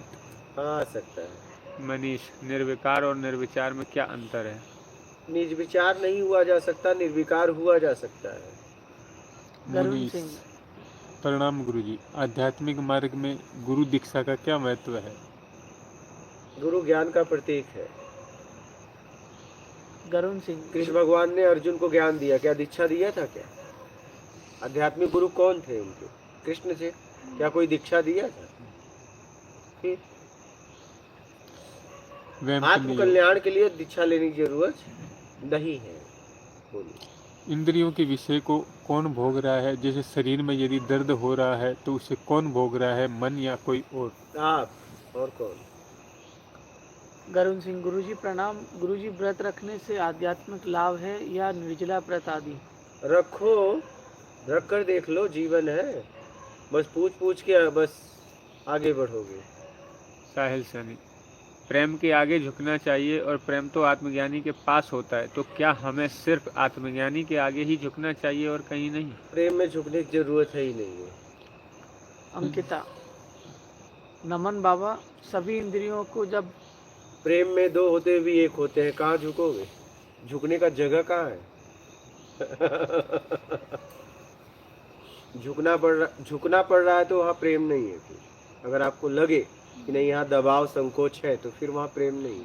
नहीं। जागेश्वर, प्रणाम गुरुजी, सब गुरु कहते हैं पूजा करो, पाठ करो, नाम जाप करो अगर मोक्ष चाहिए तो। ये मोक्ष कैसे मिलता है और कहाँ से मिलता है? शरीर से मिलता है या संसार से? लेन देन मुक्त होने से, लेन देन से आप मुक्त हो जाइए, आपको मिल जाएगा। तो लेना न देना। संतोष मिश्रा, आप ध्यान के बारे में बताएं, कैसे करना है, क्या करना है? और कुछ नहीं करना है। कुछ नहीं करने में आप होते हो, कुछ करने में भटकाव होता है। हितेश, गुरुजी प्रणाम। गुरुजी, मेरा एक दोस्त है, वह बीमार है, मैं उसकी मदद करता हूँ, उसकी कोई मदद नहीं करता है। उसकी कोई मदद नहीं करता है और मैं मदद करता हूँ। मेरे मम्मी पापा मना करते हैं कि मदद नहीं करनी, तो करनी है कि नहीं करनी? हाँ, अगर वो सही आदतों पे चल रहा है तो पता चला बीमारी ठीक होने के बाद फिर जाके क्वार्टर मारेगा तो मत करना। उनकी मदद करो जो सतमार्ग पे चले। बोलिए। अनकाउंट, क्या मैं अपनी दवाई साथ लेकर आ सकता हूँ क्योंकि मैं मानसिक रोगी हूँ? आ सकते हैं। अंकिता, नमन बाबा, सभी इंद्रियों को जब अंदर की ओर दिशा दी तो अंदर ध्यान घटित होने का अनुभव हुआ, स्थिरता अनुभव में आई। अब हम ऊपर की ओर प्रवाह महसूस हुआ, कृपया मार्गदर्शन करें। कुछ नहीं, बस करते रहो, आगे बढ़ते रहो। गरुण सिंह, गुरुजी, जब कोई कहे तब उसकी सहायता करनी चाहिए कि बिना कुछ कहे करनी चाहिए? जरूरत देख लो, जरूरी की कहे। स्वाति सिंह, कोटि कोटि प्रणाम गुरुजी। मुझे 2 साल पहले कुछ अनुभव होने लगे थे। हर समय अपने आसपास किसी शक्ति का अनुभव होता था। फिर एक सपना आया कि थोड़ा धीरे धीरे चलो। सब अनुभव खत्म हो गए। ये सब क्या था गुरुजी, मार्गदर्शन करें। अब आप उस जगह से देखो क्या है। गरुण सिंह, गुरुजी, आप जहाँ बैठे हैं वहाँ से नर्मदा तट कितनी दूर है? नापूंगा, सुबह तो बताऊंगा। टेप मंगाऊंगा और नापूंगा, तब भेजूंगा कितना दूरी है। आजाद अली, भटकती आत्मा क्या है? हाँ? आजाद अली, लालच। भटकती आत्मा क्या? लालच। भारत शर्मा, बुरे ख्याल कैसे खत्म करें? अच्छे काम करना चालू कर दो, बुरा काम बंद करो। प्रताप सिंह, आत्म कल्याण के लिए गुरु कृपा कैसे प्राप्त हो? जाकर उसके पास रह के ईमानदारी सत्कर्म करके।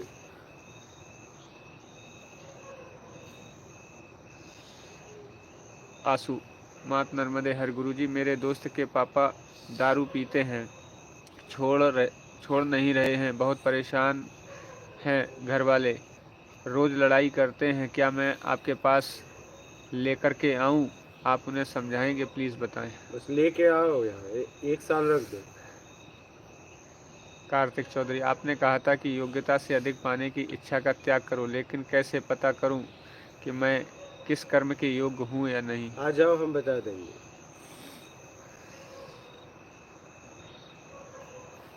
संतोष सिंडे, गुरुजी प्रणाम। कुछ नहीं चाहिए के भाव में क्या परमात्मा को छोड़ना है? तो परमात्मा है कहाँ छोड़ दोगे? ऐसा लगता है परमात्मा पास में ही पड़ा है जो छोड़ रहे हो। Weight loss. गुरुजी मुझे आत्मज्ञान करना है, कैसे संभव है?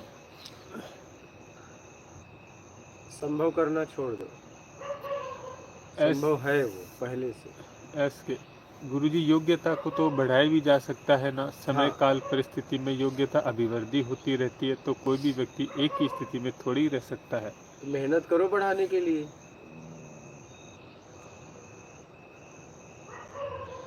किसी व्यक्ति की योग्यता किस मापदंड के आधार पर समझे? शरीर की योग्यता जानना है तो पहलवान के सामने खड़े हो जाओ। ज्ञान की योग्यता जानना है तो ज्ञानी के सामने खड़े हो जाओ। धन की योग्यता जानना है तो धनवान के सामने खड़े हो जाओ। सीधी सी बात। ये 3 योग्यता है या और कोई योग्यता है? हाँ, 3 से सब है, धन तन ज्ञान, और इससे सब है। फिर जय माता दी। आध्यात्म की राह में उद्यमी लोग मिले तो क्या करें गुरुजी? क्या? आध्यात्म की राह में उद्यमी लोग मिले तो ये क्या कौन करें? से? बदमाश टाइप के। अब कोई बात नहीं, उतापा मिले की। तो मिले, सामना करो, और क्या करोगे? यहाँ भी आते हैं, हम भी सामना करते हैं।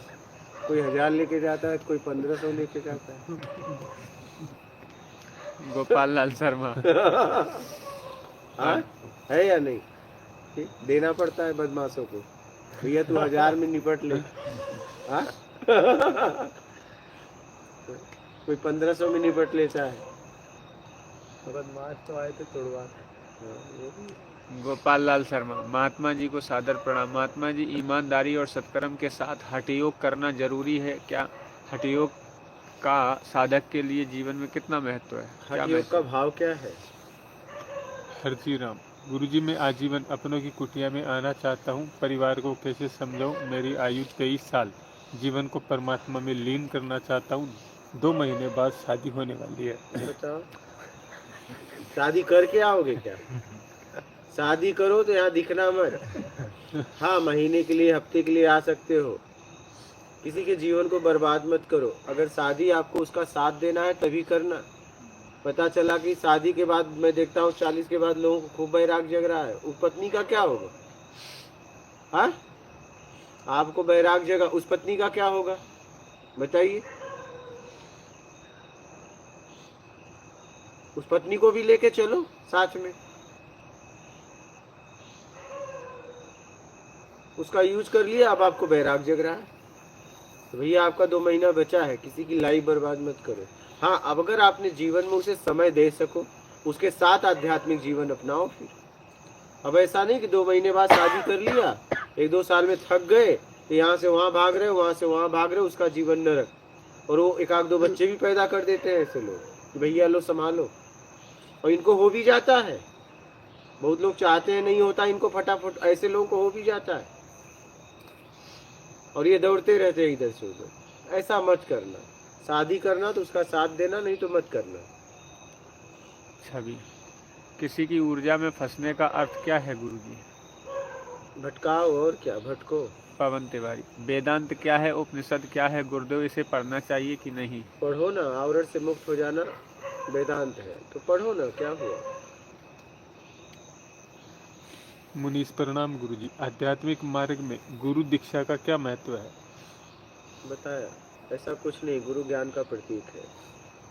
गुरु वो होता है जो तेरा मेरा से हमने अहंकार धारण किया है उस अहंकार से मुक्त करा दे, वो गुरु है। गुरु तेरा मेरा नहीं होता है, गुरु गुरु हो जाए। गुरु स्थिति है, गुरु दो नहीं, गुरु एक ही होते हैं।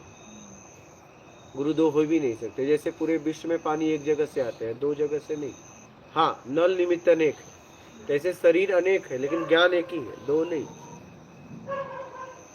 हाँ, लेकिन पानी का स्वाद एक जगह जगह देखो 7 कोस पे बदल जाता है, टेस्ट बदल जाता है, लेकिन प्यास बुझा देता है। तो जैसा आपको स्वाद पसंद आ जाए, पी के निकल लो। DK आर्य, आर्थिक जगत में सफलता की जरूरत ही किसी विषय का ज्ञान और अनुभव भी हो, जन सेवा की भावना भी हो और असफलताएं पीछा न छोड़े तो क्या करें? मेहनत करो। संतोष कुमार, गुरुजी आप कहते हैं शरीर का सुख दुख आप भोग रहे हैं, तो आप कौन है, आत्मा या और कोई? आप जीवात्मा। राहुल ओझा, गुरुजी सत्संग सुनने से मन शांत होता है, क्या ये भी एक राग है? राग किसी और से होता है, अपने आप से नहीं। आदेश, गुरुजी ताटवा ज्ञान हो जाने के बाद भी ये कौन सा है? तत्व ज्ञान। तत्व ज्ञान पढ़ो तेरा। आत्मा ज्ञान कहाँ से तू ला रहा है, अलग और पैदा कर रहा है, इतना कम है क्या? हाँ, हाँ? आठवां ज्ञान। हाँ? हमने नहीं पढ़ा। तू पढ़ क्यों रहा है भैया? कुछ और लिखा होगा। हाँ। तत्व ज्ञान कुछ ऐसा बोलो। गुरुजी तत्व ज्ञान हो जाने के बाद भी इंद्रियां शांत नहीं हो तो क्या करें? नहीं तो हुआ नहीं है, तत्व ज्ञान का भ्रम है। आठवां ज्ञान। लोग कहेंगे ये ज्ञान कहाँ से है? हाँ? नया मार्ग। ये पैदा किया इन्होंने नया ज्ञान। बोल। हरमान सिंह आटोवर, गुरुजी प्रणाम। आत्मा विशांति क्या है गुरुजी? जागृत अवस्था और सुषुप्ति अवस्था क्या है? आगे बोलो, सचेत रहना। आगे बोलो। अर्जुन अरुण, पढ़ाई कैसे करें गुरुजी? पढ़ाई के बारे में समझाएं। मेहनत से, और क्या कैसे करोगे? जिस सब्जेक्ट से पढ़ना है उस दिशा में काम करो, और क्या। अरुण, ज्ञान की परिभाषा क्या है? परिभाषा नहीं होती है, ज्ञान ज्ञान होता है। गौरव सिंह, गुरुजी प्रणाम। कृपा करके बता दे कुटिया से नर्मदा तट कितनी दूरी है? बस बताया तो, नाप टेप मंगाऊं, नापूंगा ना तब बताऊंगा। ऐसे कैसे अनुमान लगा दूं? या तो आप नाप लो आके। कुटिया भी है, नर्मदा जी भी है। वैशाली शाह, गुरुजी आध्यात्मिक बुक भी पढ़ना चाहिए या सत्संग से भी हम अपनी आत्मा तक पहुंच सकते हैं? दोनों पढ़ो। मूल कर्म है। सत्संग सुनने के बाद, पढ़ने के बाद आप करते क्या हो, वो मेन है। DK आर्या, मेहनत करने की ऊर्जा कहाँ से लाएं गुरुजी? जरूरत में आ जाएगी। बोलिए। संतोष, गुरुजी आत्मा ही जीवात्मा का धारण करता है या जीवात्मा आत्मा में अंतर है? आत्मा जैसे पानी बर्फ है, फिर क्या होगा? बर्फ का नाश होगा, पानी हो जाएगा। पानी पहले से मौजूद था। तो कहने का मतलब आत्मा जीवात्मा इच्छापेक्षा में, इच्छापेक्षा से मुक्त हो गया, जीव का नाश हो गया, आत्म तत्व में स्थिर हो जाएगा। राहुल मिश्रा, गुरुजी क्या शादी विवाह पूर्व निर्धारित होता है? अब हम इस पे क्या बोल सकते हैं? पूर्व निर्धारित होता है तो काहे को लोग प्रयास करते हैं? प्रयास करो ही मत, फिर निर्धारित होगा तो हो जाएगा, नहीं तो नहीं होगा। इतना छपटियाते क्यों हो कि भैया मेरे लड़के की शादी देखो, कहीं रिश्ता नहीं आ रहा है, क्यों परेशान होते हो? जब निर्धारित होगा तो आ जाएगा। बोलिए महाराज, हो गया हो गया। और कोई प्रश्न है आप लोगों का? यहाँ आपका कोई प्रश्न है? आपका कुछ कहना चाहती हैं आप? हो गया बालक? हो गया? कुछ कहना है? ठीक, हो गया महाराज। मात नर्मदे।